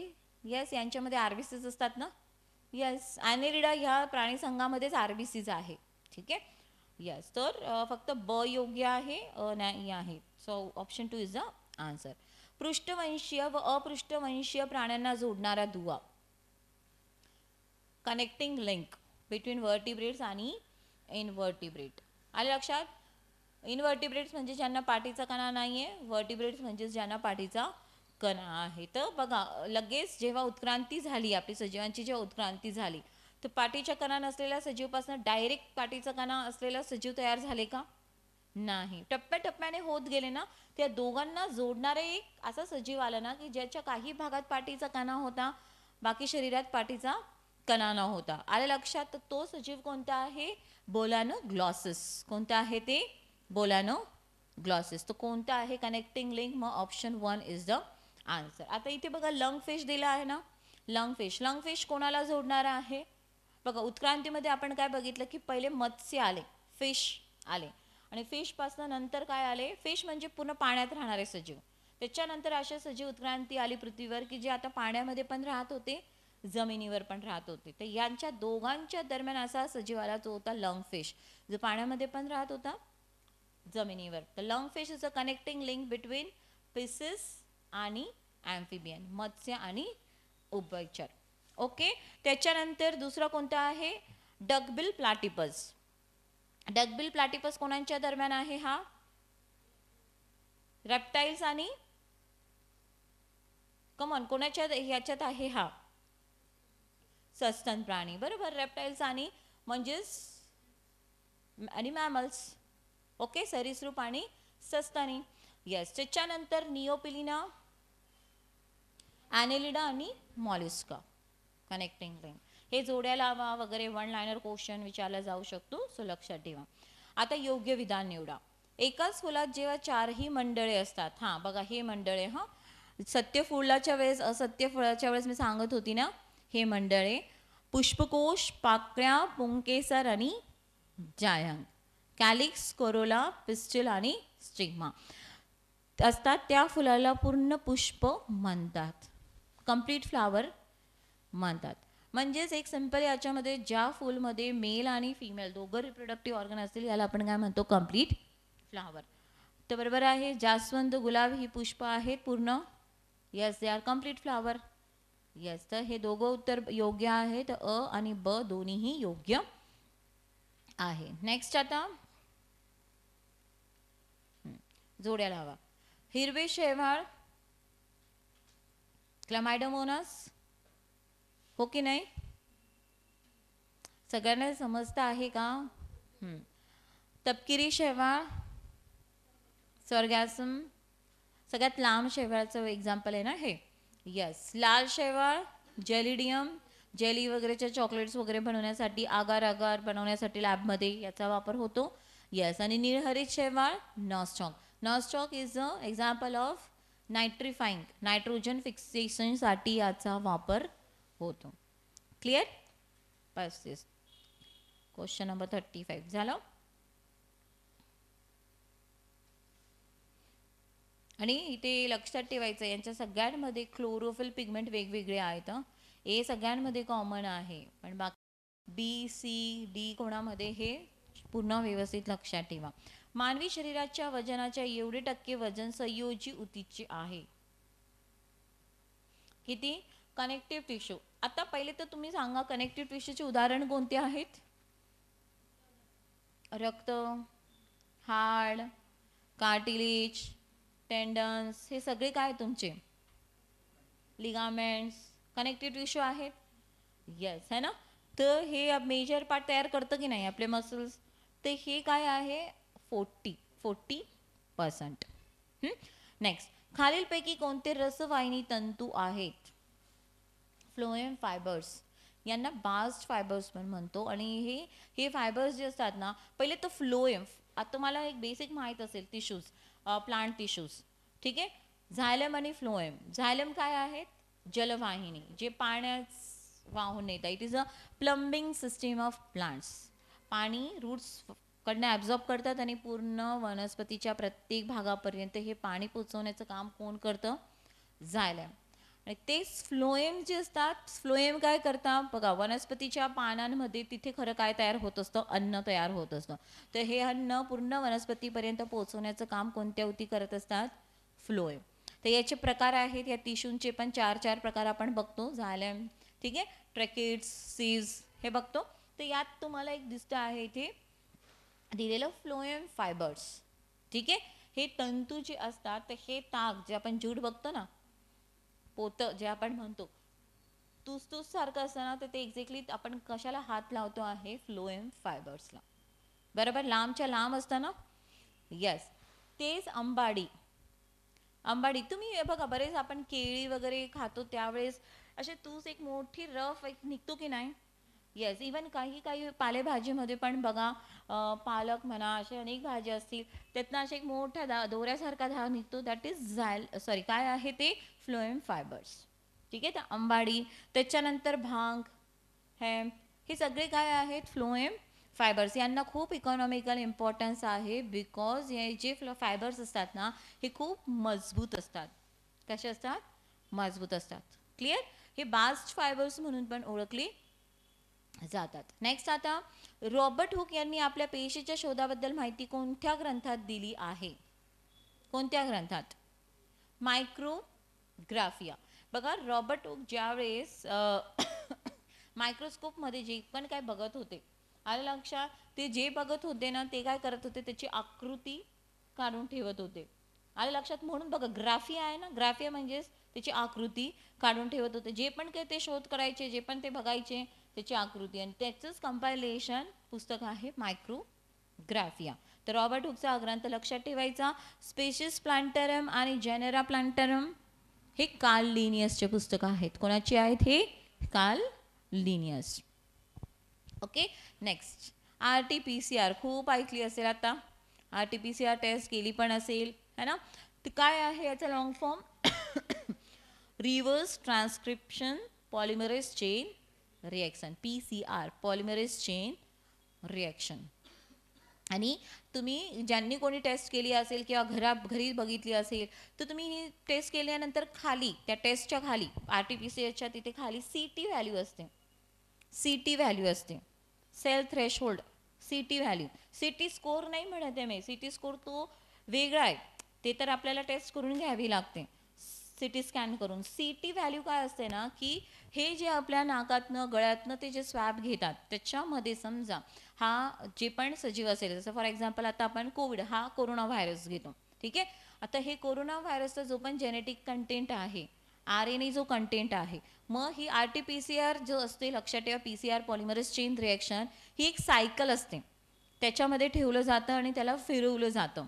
समजा एखाद्याच्या शरीरामध्ये किंवा त्याच्या स्वॅबमध्ये खूप सारे कोरोनाचे व्हायरस असेल, तर ती सायकल 3 चक्र 4 चक्र फिरली ना, की लगेच तो मटेरियल दाखवते आहे कोरोनाचं जेनेटिक मटेरियल. तर तिथे CT व्हॅल्यू किती असेल? 4 किंवा 5 चक्रामध्ये दिसली, तर ती दॅट इज CT व्हॅल्यू. जेवढी CT व्हॅल्यू कमी, तेवढं आपल्या शरीरात तो व्हायरसचा लोड जास्त. काही जणांचं CT व्हॅल्यू तुम्ही बघणार 20, 25, 35. 35ची CT व्हॅल्यू म्हणजे निगेटिव्ह टेस्ट असते. म्हणजे 35 चक्र मारले तरी जेनेटिक मटेरियल आलं नाही आहे, म्हणजे इट्स अ निगेटिव्ह. काहींची 20 जेव्हा ते चक्कर मारतील राऊंड, असं पुढे एक मशीन असतो तो पॉलिमरेज चेन रिॲक्शनचा, 20 चक्र मारल्यानंतर त्याचा मटेरियल दिसला आहे, म्हणजे याची CT व्हॅल्यू केवढी आली 20.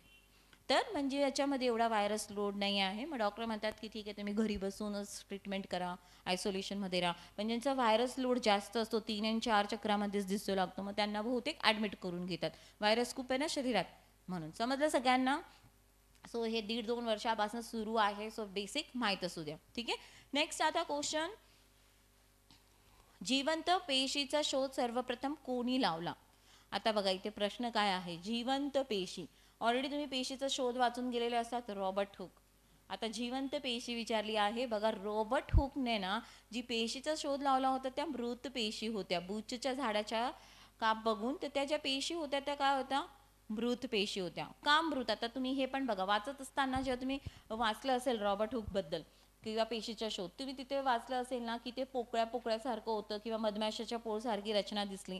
मधमाशाच्या पोळसारखी रचना दिसली म्हणजे आतमध्ये ते पोकळ होतं ना. पोकळ कधी होते? ज्या वेळेस पेशी मृत होते त्यावेळेस तिच्या आतमधले अंग का सगळे नष्ट होऊन गेलेले असतात आणि ते कसं असतं, खाली झालेलं असतं, म्हणून पोकळीच दिसलं. समजलं तुम्हाला? आणि लक्षात ठेवा, म्हणून रॉबर्ट हुकने त्याला पोकळीसारखी रचना दिसली आणि त्याने एक लॅटिन शब्द वापरला होता, सेला. काय शब्द वापरला होता? सेला. आणि सेला म्हणजेच लॅटिनचा अर्थ, शब्दाचा अर्थ काय आहे? खोली, रूम. आणि त्याच्यावरनं शब्द तयार झाला सेल. काय शब्द तयार झाला? सेल. आता बघा रॉबर्ट हुकने तर मृत पेशी बघितल्या, मग जिवंत पेशी कोणी बघितला होता? लुवॅन हुक. कोणी बघितल्या होत्या? लुवॅन हुक. लुवॅन हुक तो पेशी बघत असताना त्याला लक्षात आलं ना की काही पेशींची हालचाल होत आहे मायक्रोस्कोपच्या अंडर, ते हलत आहे. म्हणजे सजीव जसे असतात, ॲनिमल्स कसे असतात तसे ते हलत आहेत, म्हणून त्याने त्याला शब्द वापरला होता ॲनिमल क्युल्स. काय शब्द वापरला होता? ॲनिमल क्युल्स, की प्राण्यांसारखे हे आतमध्ये हलताना दिसत आहे. तर त्यांनी कोणत्या पेशी बघितल्या होत्या? प्रोटोझोआ म्हणजे आदिजीव, शुक्राणू, जीवाणू, हे सगळ्या पेशी कोणी बघितल्या होत्या? लुवॅन हुक. आणि म्हणूनच लुवॅन हुकला फादर ऑफ मायक्रोबायोलॉजी पण म्हणतात. समजलं सगळ्यांना?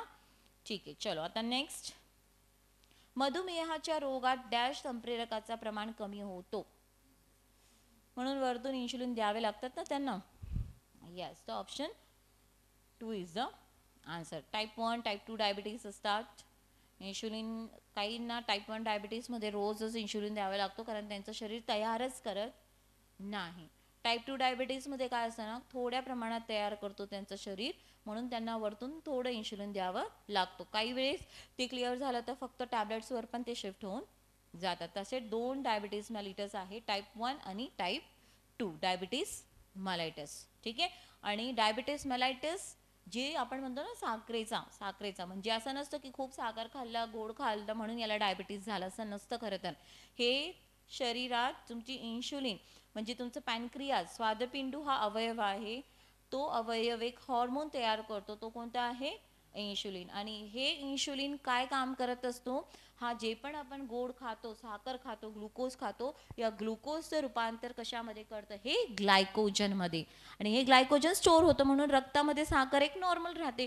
पण यांच्या शरीरात इन्शुलिन तयारच होत नाहीये, म्हणून साखरेचं रूपांतर ग्लायकोजनमध्ये झालं का? नाही. आणि म्हणून ज्यावेळेस आपण यांची शुगर टेस्ट करतो तर यांच्या रक्तामध्ये साखर जास्त दिसते. क्लिअर?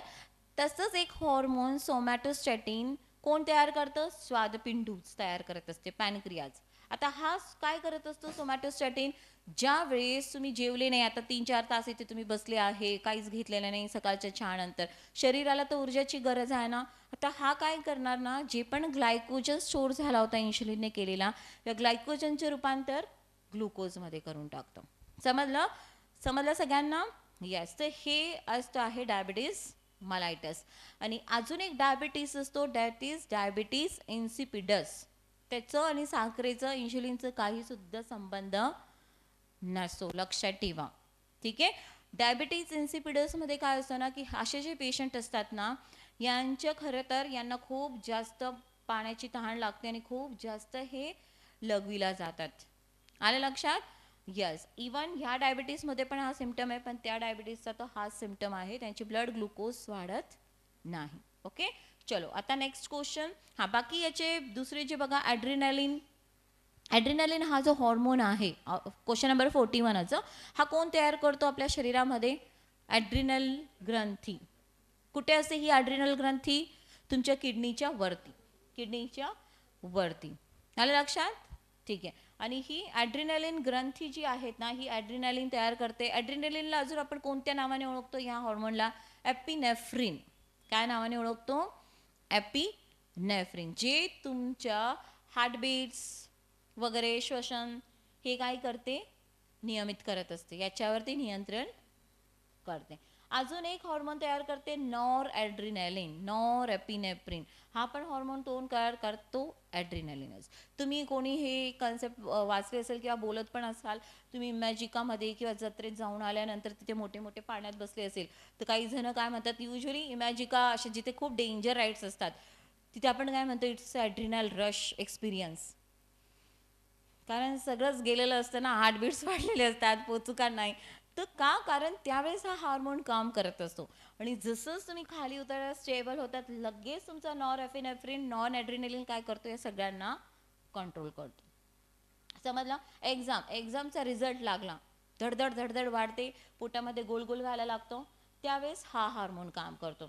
जसेच रिझल्ट बघितलं, पास झाले तर मग आनंदी आनंदाकडे, फेल झाले कंट्रोल व्हायला थोडं टाईम लागतं. समजलं? ही आपलं शरीर आहे. ठीक आहे. सो हे कळालं सगळ्यांना. Next insulin. आत्ताच मी बोलली थायरॉक्सिन थायरॉइड ग्रंथी तयार करते. याची कमतरता असेल तर मग हायपोथायरॉइडिझम, जास्त असेल तर हायपरथायरॉइडिझम. आणि ऑक्सिटोसिन याला आपण काय म्हणतो? बर्थ हॉर्मोन पण म्हणतो ऑक्सिटोसिन. ठीक आहे.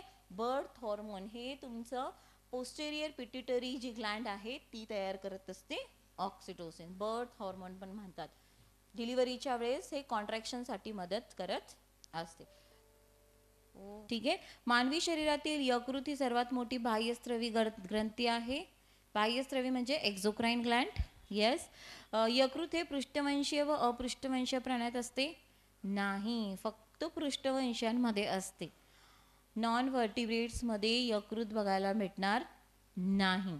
ऑप्शन 2 चुकीचा आहे. यकृतात जीवनसत्व के, ड व ई, विटॅमिन के, डी, ई साठवले जाते. यस, बरोबर आहे हे पण. इवन यकृतामध्ये आपण जे पण लोह खातो ते पण साठवलं जातं in the form of ferritin. जे पण ग्लुकोज असतो ते साठवलं जातं in the form of glycogen. बरोबर. यस. अल्ब्युमिन या प्रथिनाची निर्मिती यकृताद्वारे होते. यस, अल्ब्युमिन खूप महत्त्वाचं प्रथिन आहे ना. येस, हे पण अल्ब्युमिन, ग्लोब्युलिन तुमच्या रक्तासाठी, तुमच्या इम्युनिटीसाठी खूप इम्पॉर्टंट प्रथिनं आहेत. हे पण कोणाद्वारे होते तयार?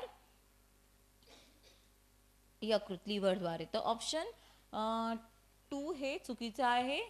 यस. आता नेक्स्ट, कर्पर चेता, क्रेनियल नर्व्स आणि कोणती? आता क्रेनियल नर्व्स किती जोडे असतात याच्या आपल्या शरीरात? 12. आलं लक्षात? आणि स्पायनल नर्व्सच्या किती असतात? 31. क्रेनियल नर्व्स मेंदूपासून पूर्ण शरीरात पसरलेले असतात, तर 12 जोड्या. हे 12 जोड्यांचा क्रम पाठ असायला पाहिजे. 1 नंबरची कोणती आहे? All factory. असं रँडमली नाही पाठ करायचे. 1 number all factory, 2 number optic. ठीक आहे. 10 नंबरची कोणती आहे? वेगस. आणि 12व्या नंबरची कोणती आहे? हेपोग्लोसल. ठीक आहे. 10 नंबरची जी आहे वेगस, ही जी आहे ही आपल्या शरीरातली सगळ्यात लांब कर्पर चेता आहे. It is a longest cranial nerve. Okay, समजलं सगळ्यांना? ठीक आहे. ओके. आणि शॉर्टेस्ट कोणती आहे मग?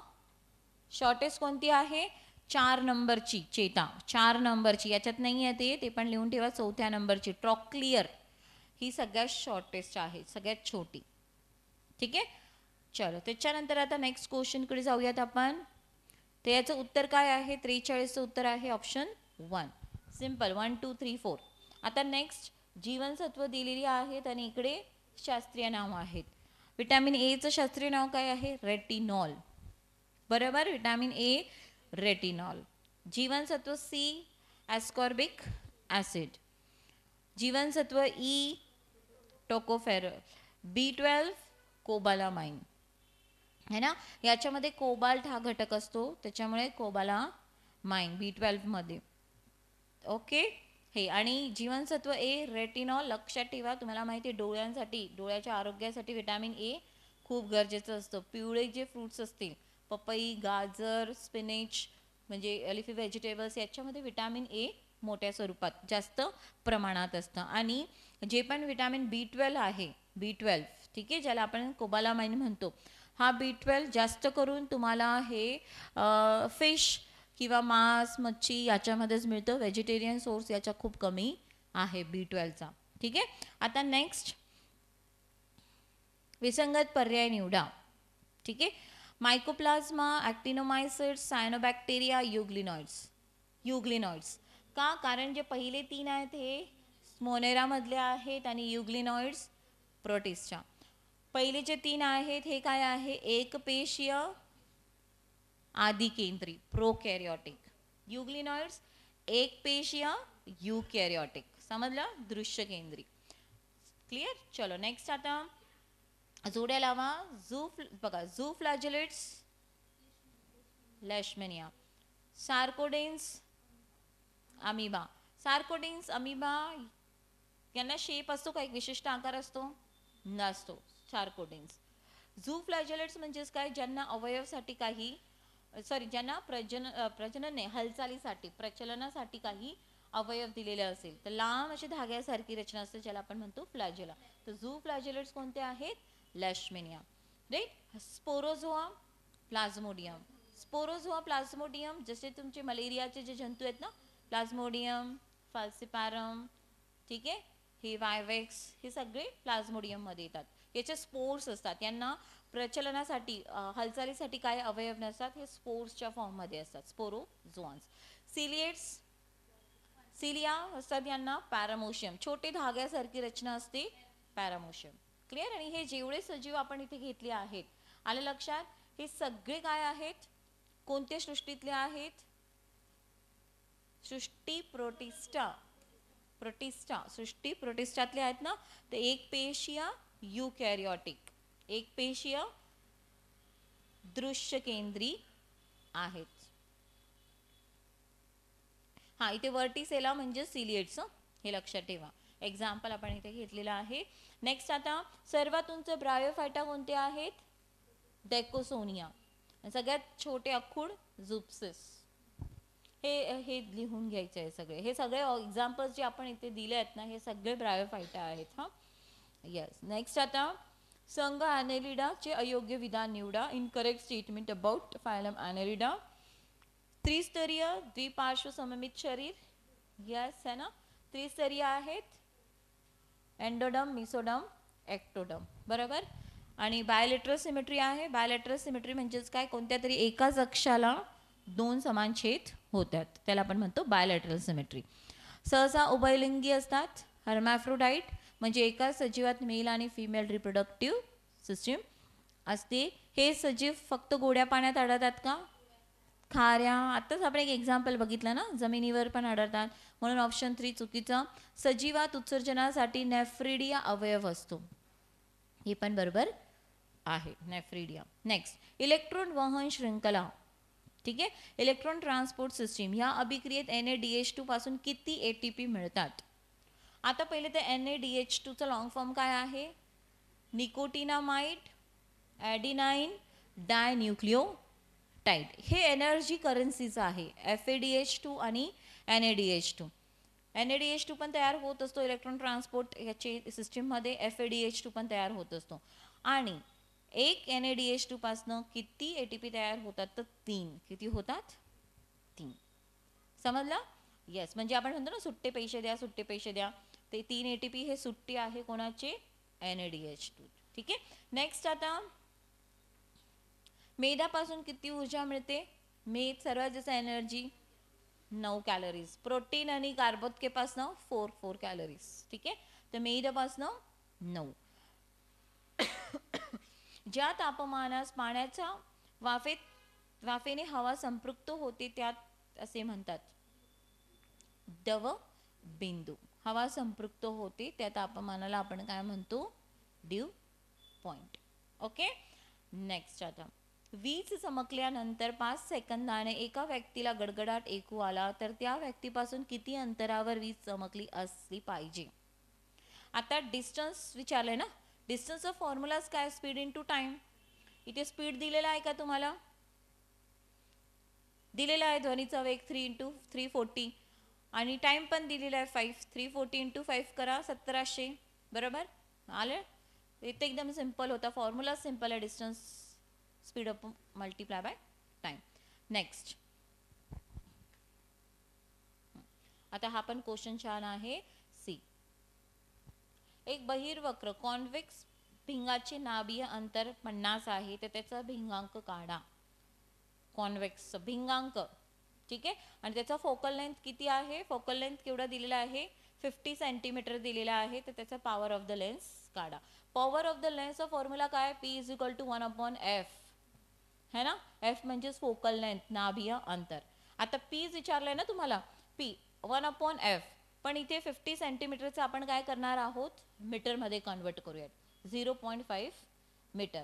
तर काय होणार 1/0.5 मीटर. किती कॅल्क्युलेट केलं तर 2 येते, म्हणजेच उत्तर काय असणार तुमची, power of the lens is 2 dioptre. कोणत्या एककात मोजतो आपण power of the lens, dioptre. Clear. Next, आता जोड्या लावा आहेत. कार्बनी वयमापन कुठे वापरलं जातं, हे कार्बन डेटिंग, पुरातत्वशास्त्र, आर्किओलॉजिकल तिथे वापरले जातं ना वय काढण्यासाठी. कॅथोड रेज, क्ष किरणांची निर्मिती, केंद्रकीय विखंडन, अणुबॉम्ब है ना, अणुबॉम्ब, न्यूक्लियर फ्युजन, आणि केंद्रकीय संमेलन, सौर ऊर्जा. ओके, चलो. सो याचं उत्तर काय असणार आहे 54चं मग, येस, ऑप्शन 3. आता नेक्स्ट, अंतर्वक्र भिंगामुळे मिळणारी प्रतिमा, image form from the concave lens. कशी असते कॉन्केव्ह लेन्सची इमेज, कधी पण कशी असते, नेहमी आभासी आणि सुलटी, आणि आकाराने डिमिनिश्ड, छोटी असते. कारण की तुम्हाला माहिती आहे की जी पण कॉन्केव्ह लेन्स असते it is a diverging lens. काय आहे ती, डायव्हर्जिंग लेन्स. आणि ज्यावेळेस मी सांगते नेहमी आभासी, तर आभासी म्हणजेच काय की लेन्सच्या मागच्या बाजूला काय तयार करते ही इमेज, मागच्या लेन्सच्या पुढे नाही तयार करत आहे. ज्यावेळेस इमेज लेन्सच्या पुढे तयार होते त्याला आपण रिअल इमेज म्हणतो, मागच्या बाजूला तयार होते त्याला आपण म्हणतो व्हर्च्युअल इमेज. समजला. आणि ही कधी पण कशी असते, सुलटी. तर उत्तर काय आहे तुमचं, ऑप्शन 1. आणि ही स्पष्ट नसते, एवढं पण लक्षात ठेवणार. येस. विस्वाहक इन्सुलेटर म्हणून हा पदार्थ वापरतात. लोखंड, तांबे, सोने आर द गुड कंडक्टर्स ना, त्याच्यामधनं तर करंट व्यवस्थित जातो, जात कोणामधनं नाही, अभ्रक, मायका. ठीक आहे, हे काय आहे, म्हणून फ्यूज मध्ये मायका वापरतात ना, घरात जे फ्यूज असतात त्याच्यामध्ये. येस, ठीक आहे. नेक्स्ट, पितळ हा द्रावणाचा प्रकार आहे. पितळ म्हणजेच काय असतं एक्झॅक्टली, पहिले तर कोणाचं कॉम्बिनेशनला आपण पितळ म्हणतो, कॉपर आणि झिंक, कॉपर आणि झिंक, तांबे आणि जस्त, हे म्हणजेच तुमचं पितळ, ब्रास. ठीक आहे, हे कोणा स्थायू मध्ये, स्थायू आहे ना हे, बरोबर, स्थायूत स्थायू, solid in solid, copper solid, zinc पण सॉलिड. ठीक आहे, चलो. आता याचे सॉलिड इन लिक्विड काय एक्झाम्पल येणार, सॉलिड इन लिक्विड काय एक्झाम्पल येतात, मीठ विरघळलेले वगैरे हे सगळे येणार. Yes. Gases in liquid, soda water है ना. येस. वायूमध्ये वायू, हवा, विविध प्रकारचे वायू मिक्स झालेत ना. येस. चलो नेक्स्ट, आता आधुनिक आवर्त सरणी ह्यावर आधारित आहे. ॲटॉमिक नंबर ऑफ एलिमेंट्स है ना, चढत्या क्रमाने सगळे मांडलेले आहेत ना. येस, ही सगळ्यात आपण मॉडर्न पिरियडिक टेबल बोलतो याला. कोणी केलाय हा तयार, मॉसली. येस. आणि बाकी जे दिले ऑक्टिव्स, न्यूलँड्स ऑक्टिव्ह रूल, हे तुम्ही सगळं वाचलं असेल ना अभ्यास करत असताना, क्लासिफिकेशन. येस. जॉबिनियसचा त्रिके, आणि हे सगळे ॲटॉमिक मासला धरून केलं होतं सगळ्यांनी. यांच्यापासूनच काय झालं, मोस्लेपासूनच ते झालं ॲटॉमिक नंबरला दिलेलं. योग्य विधान निवडा. मूलद्रव्याच्या इलेक्ट्रॉनच्या स्वरूपनाच्या आधारे आवर्त सरणीची विभागणी 4 खंडांमध्ये केलेली आहे. यस, इलेक्ट्रॉनिक कॉन्फिगरेशनच्या आधारे जे पण मूलद्रव्य आहे आपल्या आवर्त सरणीमध्ये पिरियडिक टेबलमध्ये ब्लॉक्स आहे की नाही, SP DF ब्लॉक्स बघतात तुम्ही, काळजीपूर्वक बघा. येस, तर हे SP DF ब्लॉक्स कसे आहेत ना, ज्या वेळेस तुम्ही मे बी अभ्यास केला असेल तो एक प्रिन्सिपल ऑफबर्सच्या प्रिन्सिपल, ठीक आहे, तो एक काढला जातो. तर याच्यात काय असतं ना, ऑर्बिट्स असतात की शेवटचा जो इलेक्ट्रॉन आहे कोणत्या ऑर्बिटमध्ये आहे. ठीक आहे, जेव्हा ज्या मूलद्रव्यांचा शेवटचा इलेक्ट्रॉन S ऑर्बिटमध्ये असेल, ज्या मूलद्रव्यांचा, त्यांना कोणत्या याच्यात ठेवतायत, S ब्लॉकमध्ये. ज्या मूलद्रव्याचा शेवटचा इलेक्ट्रॉन कुठे थांबतो आहे, P या ऑर्बिटमध्ये, ते मूलद्रव्य P ब्लॉकमध्ये. आलं लक्षात. अशा प्रकारे SP DF असे 4 ब्लॉक्स बनलेले आहेत. समजलं. तर हे विधान बरोबर आहे. S, D आणि F हे सर्व धातू आहे. येस, फक्त हायड्रोजन वगळलं तर बाकी सर्व धातू आहे. पण P जो ब्लॉक आहे ना, P ब्लॉक, याच्यामध्ये 3 मूलद्रव्य येतात, मेटल्स, नॉन मेटल्स आणि मेटलॉइड्स. क्लिअर सगळ्यांना. यस, चलो. सो नेक्स्ट आता चुकीची जोडी निवडा. क्वेश्चन्स कसे वाटले तुम्हाला, जमले ना? गुड. चुकीची जोडी निवडा. पॉलियुरिया, जास्त प्रमाणावर मूत्र होणे, हायपर हे असते युरिनेशन. हिमॅच्युरिया, रक्त जाणे लघवीमध्ये. ॲन्युरिया, पूर्ण बंद होणे युरिनेशन. ऑलिग्युरिया, मूत्रामध्ये ग्लुकोजचे प्रमाण आढळणे. ऑलिगोयुरिया म्हणजेच कमी प्रमाणात युरिन. ठीक आहे. इथे अजून एक टर्म लक्षात ठेवा, युरिन पास करणे, याला विज्ञानामध्ये एक शब्द वापरला जातो, मिक्चुरेशन. काय शब्द वापरतात, मिक्चुरेशन.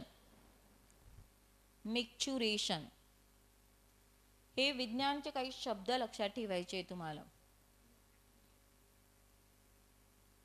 मिक्चुरेशन. आता नेक्स्ट, खालीलपैकी कोणते रोग लैंगिक प्रसाराने होतात, ड्यू टू सेक्शुअल ट्रान्समिशन याचं होतं. सिफिलिस, यस, सिफिलिस याच्याने होतो. कोणता हे आहे त्याच्या, सिफिलिस हे काय आहे, बॅक्टेरियल आहे, बॅक्टेरिया आहे. यस, तर ते नाव लिहून देणार, ट्रेपोनेमा पॅलिडम. कोणता बॅक्टेरिया आहे तो, ट्रेपोनेमा पॅलिडम, ह्या बॅक्टेरियामुळे होतो. गनोरिया हा पण सेक्शुअली ट्रान्समिटेड आजार आहे, हा पण बॅक्टेरियल डिझीज आहे. निसेरिया गोनोरिया हा बॅक्टेरिया आहे तो. ठीक आहे. त्याच्यानंतर हेपॅटायटिस बी, यस, हा पण सेक्शुअली ट्रान्समिट होतो. इवन प्रदूषित रक्त म्हणजे तपासा नसेल तसा पण जातो हा. हेपॅटायटिस बी पण सेक्शुअली बी ट्रान्समिट होतो. यस, पण hepatitis B is a virus, विषाणू आहे. आणि HIV अगेन सेक्शुअली ट्रान्समिटेड, हे पण काय आहे, व्हायरस. ठीक आहे. तर 2 बॅक्टेरियल आहे, 2 व्हायरल आहे, लक्षात ठेवा. तर याचं उत्तर अ, ब, क, ड. विषाणूंचे स्फटिकीकरण होऊ शकते, हे कोणी सिद्ध केले, स्टॅनली. 61 काय होतं, ओ हो, येस. अच्छा, अल्झायमर्स डिझीज हा कोणत्या अवयव संस्थेचा आजार आहे, अल्झायमर्स डिझीज. आता सध्या खूप म्हणजे हे सिनियर सिटीजनमध्ये बघायला मिळतं. नर्वस सिस्टीम, एक प्रोटीन असतो ताऊ प्रोटीन, त्याचे संचलन झाल्यामुळे हा आजार होतो.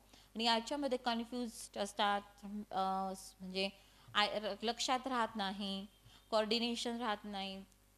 आलं लक्षात, असे सिम्पटम्स अशा पेशंट्सला असतो. ठीक आहे. स्मृतिभ्रंश म्हणजे येऊन गेलेली असते त्यांची. ठीक आहे. आपल्या यंगमध्ये नाही होतं, म्हणजे तुम्हाला काय आठवत नसणार तर तुम्ही म्हणाल की आपल्याला झालंय का नाही. तसं नाही आहे, ते आपल्याला आठवत नाही म्हणजे ते आपण प्रेशरमध्ये असतो म्हणून आपल्याला लक्षात येत नाही बऱ्याचदा. पण हे पेशंट्स वेगळे असतात. ठीक आहे, विसरून जातात. म्हणजे हे सिनियर सिटीजन काही रस्ते पकडून घेतात, चालतात, आणि त्यांना आपण कोण आहे हे पण लक्षात राहत नाही, आपण कुठे राहतो तेही लक्षात राहत नाही, अशी कंडिशन असते यांची. ओके. नेक्स्ट आता विषाणूंचे स्फटिकीकरण होऊ शकते, हे कोणी सिद्ध केले, स्टॅनली. है ना. स्टॅनली तेव्हाच लक्षात आलं, क्रिस्टलायझेशन होऊ शकते, हेच म्हणजेच काय, आता जे आपण म्हणतो ना, मास्क लावा, सॅनिटायझर करा, बिकॉज जोपर्यंत व्हायरस बाहेर आहे तो काय आहे, इनॅक्टिव्ह, तो मृत आहे. जसंच तो होस्टच्या शरीरात जातो इट स्टार्ट रेप्लिकेटिंग. तो त्याच्या कॉपीज तयार करायला लागतो आणि ॲक्टिव्ह होतो आणि मग तो त्याचे रंग दाखवायला लागतो. जोपर्यंत तो बाहेर आहे, त्याच्यामुळे स्टॅनलीने सांगितलं की याला पण काय करू शकतो हा, कारण की मृत आहे ना, त्याला तुम्ही स्फटिक तयार करू शकतात. आणि ह्या योगदानासाठी स्टॅनलीला नोबेल पुरस्कार पण भेटलेला आहे. ठीक आहे. तसंच इथे तुम्हाला दिलेलं आहे बघा बिजेरिक. ठीक आहे. बिजेरिक यांनी सांगितलं होतं की हे जे पण विषाणू आहेत ना, विषाणू यांच्यामध्ये काय असतं, विष, एक प्रकारचं पॉइझन, जे काय असतात हानिकारक असतात, जे आता आपण 2-3 वर्षापासून फेस करत आहोत, 2 वर्षापासून डेंजरस आहेत ना ते. येस, तर हे त्यांनी सांगितलं होतं. आणि जे डी इव्होहॉन्झी नॉझी लक्षात यांनी व्हायरसचा शोध लावला होता. त्यांनी टोबॅको मोझेक व्हायरस, तंबाखूची एक वनस्पती होती, त्याच्यावरनं अशा प्रकारचे पण जे व्हायरस आहे हे शोधले होते. तर व्हायरसचा शोध कोणी लावला, कधी उत्तर तुमचं काय असायला पाहिजे, ऑप्शन डी, शोध विचारलं तर. ठीक आहे, शोध विचारलं तर ते असायला पाहिजे. नेक्स्ट आता जोड्या लावा. सॅलमेंडर काय हा अभयचर प्राणी आहे. येस. सिल्वरफिश काय, सिल्वरफिश आर्थ्रोपोडा. तुमच्या जुन्या पुस्तकात वह्यात दिसतात हे छोटे छोटे किडे, सिल्वर असतात. Yes. Octopus, mollusca, sea cucumber, arthropoda. Sorry, काय आहे, sea cucumber, echinodermata. Yes. Next आता आंबा, गुलमोहर, जास्वंद कोणत्या वनस्पती आहेत? कोणत्या आहेत ह्या? द्विवार्षिक. हो की नाही? नाही, पेरिनियस, बहुवार्षिक आहेत ना, हे खूप वर्षापर्यंत देत असतात. आंबा, गुलमोहर, जास्वंद हे काय आहेत, बहुवार्षिक आहे. वड हे सगळे वार्षिक म्हणजेच काय, एकाच वर्षाचा त्यांचा कालावधी असतो. यस, ते म्हणजेच मका, गहू, मोहरी, काकडी, टरबूज हे सगळे काय आहेत. ठीक आहे. द्विवार्षिक 2 वर्षाचं, पण एकदाच फुलं येतात त्यांना, हे लक्षात ठेवा. बायनिल्स कोणते कोणते आहेत ते, अनियन्स म्हणजे कांदा, कॅरट, रॅडिश, हो की नाही, कॅबेज, पूर्ण सॅलड, हे सगळं काय आहेत, द्विवार्षिक. ओके, चलो. त्याच्यानंतर नेक्स्ट आता जलद गतीने विकसित होणाऱ्या आणि कमी कालावधीसाठी राहणाऱ्या संक्रमणास काय म्हणतात? ॲक्यूट. ॲक्यूट आणि ॲक्यूट आजारच सगळ्यात डेंजर असतात. ॲक्यूट. क्रोनिकची तुम्ही ट्रीटमेंट घेऊ शकतात हळूवार, जसं डायबिटीस म्हणा, हायपरटेन्शन म्हणा, हे सगळे काय आहेत, संधिवात म्हणा, हे सगळे काय आहेत, क्रॉनिक आहेत. ठीक आहे. ॲक्यूट काय असतं ना, 4-5 दिन राहतो, एवढी तीव्रता असते की याच्यातच मनुष्य काही, आता जसं corona is a acute disease, समजला. आता सेकंड वेव्हमध्ये तुम्ही बघितलं असेल, भरपूर्वी आपण त्यांच्याशी बोललो, 15 दिवस पहिले आपण त्यांच्याशी बरोबर राहिलो, बोललो, आणि ते माणसं निघून गेली. It is a acute disease. Cancer, काही कॅन्सर ॲक्यूट असतात, काही कॅन्सर काय असतात, क्रॉनिक असतात. मॅलिग्नंट आणि बिनाइन. मॅलिग्नंट म्हणजेच काय, खूप अतिशय ॲक्यूट असतात, हे यांचे लाईफस्पॅन कमी असतो. बिनाइन म्हणजेच काय, हा कॅन्सर असतो पण हा जास्त पसरत नाही वगैरे, मग यांचा लाईफस्पॅन कसा असतो, जास्त असतो. समजलं. ॲक्यूटमध्ये खूप जास्त, एकदम आपण म्हटलं मायग्रेनचा अटॅक आला, खूप डोकं दुखतं, तेवढ्या कालावधीपुरती 1 दिवस, अर्धा दिवस, 2 दिवस सबसाईड झाले symptoms, it is a acute. समजलं. येस. त्याच्यानंतर नेक्स्ट आता क्वेश्चन, खालीलपैकी कोणत्या पदार्थात प्रथिनांचे प्रमाण सर्वात जास्त असते? Protein rich. शेंगदाणे 25 ग्रॅम पर 100 ग्रॅम कधी खाल्ले तर तुम्हाला किती प्रोटीन मिळते? 25 ग्रॅम. ठीक आहे. तूर डाळ 22.3 ग्रॅम प्रोटीन मिळते. मूग डाळ 24.5 आणि मांस 18.5. म्हणून जे व्हेजिटेरियन असतात ते बहुतेक डायटिशियन्स वगैरे वरण वगैरे जास्त घ्यायला सांगतात, पीनट, शेंगदाणे जास्त खायला सांगतात, बरोबर, प्रोटीन सोर्स. ठीक आहे. नेक्स्ट आता द्रावणाच्या pH 1 पासून 4 पर्यंत वाढवल्यास त्यातील H+ ची संख्या, आता बघा pH ची रेंज कशी असते, 0 ते 14. शून्य. एक म्हणजेच काय, H प्लस आयन्सची संख्या जास्त, तेवढा जो ॲसिडिक जास्त. 2ला आले तुम्ही, H प्लस आयन्सची संख्या काय झाली, कमी झाली थोडी, ॲसिडिटी कमी झाली. 3ला आले, H प्लस आयन्सची संख्या कमी झाली, ॲसिडिटी कमी झाली. जसं तुम्ही पुढे पुढे येणार, H प्लस आयन्सची संख्या कमी होत जाते, ॲसिडिटी तेवढी कमी कमी होत जाते. तर काय उत्तर येईल मग इथे, H प्लस आयन्सची संख्या कशी राहते, कमी होते. समजलं? येस. नेक्स्ट आता अल्केन साठी सर्वसाधारण सूत्र कोणता? अल्केन CnH2n+2, ओके नाही? अल्केन CnH2n हे काय आहे, अल्कीन. अल्कीन आहे, ALKENE. आणि CnH2n-2 अल्काइन, ते काय आहे, अल्काइन. ओके. आता लास्ट क्वेश्चन, अयोग्य विधान निवडा. लोखंडाचे गंजणे, रस्टिंग ऑफ आयर्न ही मंद गतीची अभिक्रिया आहे. ह्या स्लो प्रोसेस आहेत ना. लोखंड ठेवल्यानंतर तिसऱ्या दिवशी गंज चढतो का? नाही. एखाद वर्ष 6 महिन्यानंतर त्याला हळूहळू गंज चढायला लागते. त्याचं स्लो प्रोसेस. भौतिक अभिक्रियामुळे लोखंडाची गंजण्याची क्रिया होते? नाही. रासायनिक क्रिया आहे ना, हे रासायनिक क्रिया आहे ना. येस, म्हणून हे भौतिक नाही आहे, ही रासायनिक क्रिया आहे. लोखंडावर ऑक्सिडीकरणामुळे गंज चढतो? यस, H2O आहे ना. आणि बघा, गंज कधी चढतो, ज्यावेळेस तुम्ही आर्द्र हवामध्ये, मोकळ्या हवेमध्ये लोखंड ठेवला तर काय होतो, आर्द्रतेची क्रिया होते ना, म्हणून बघा H2O आलाय पुढे. यस. लोखंडावर गंज चढू नये म्हणून त्यावर जास्त लेप केला जातो, जस्तचा लेप केला जातो, जस्त म्हणजे झिंक. या प्रक्रियेला आपण काय म्हणतो, गॅल्वनायझेशन. काय म्हणतो, गॅल्वनायझेशन.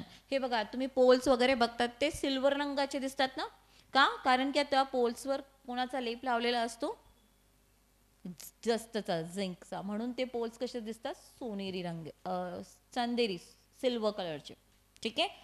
इथेच माझे क्वेश्चन संपले सायन्सचे. ठीक आहे.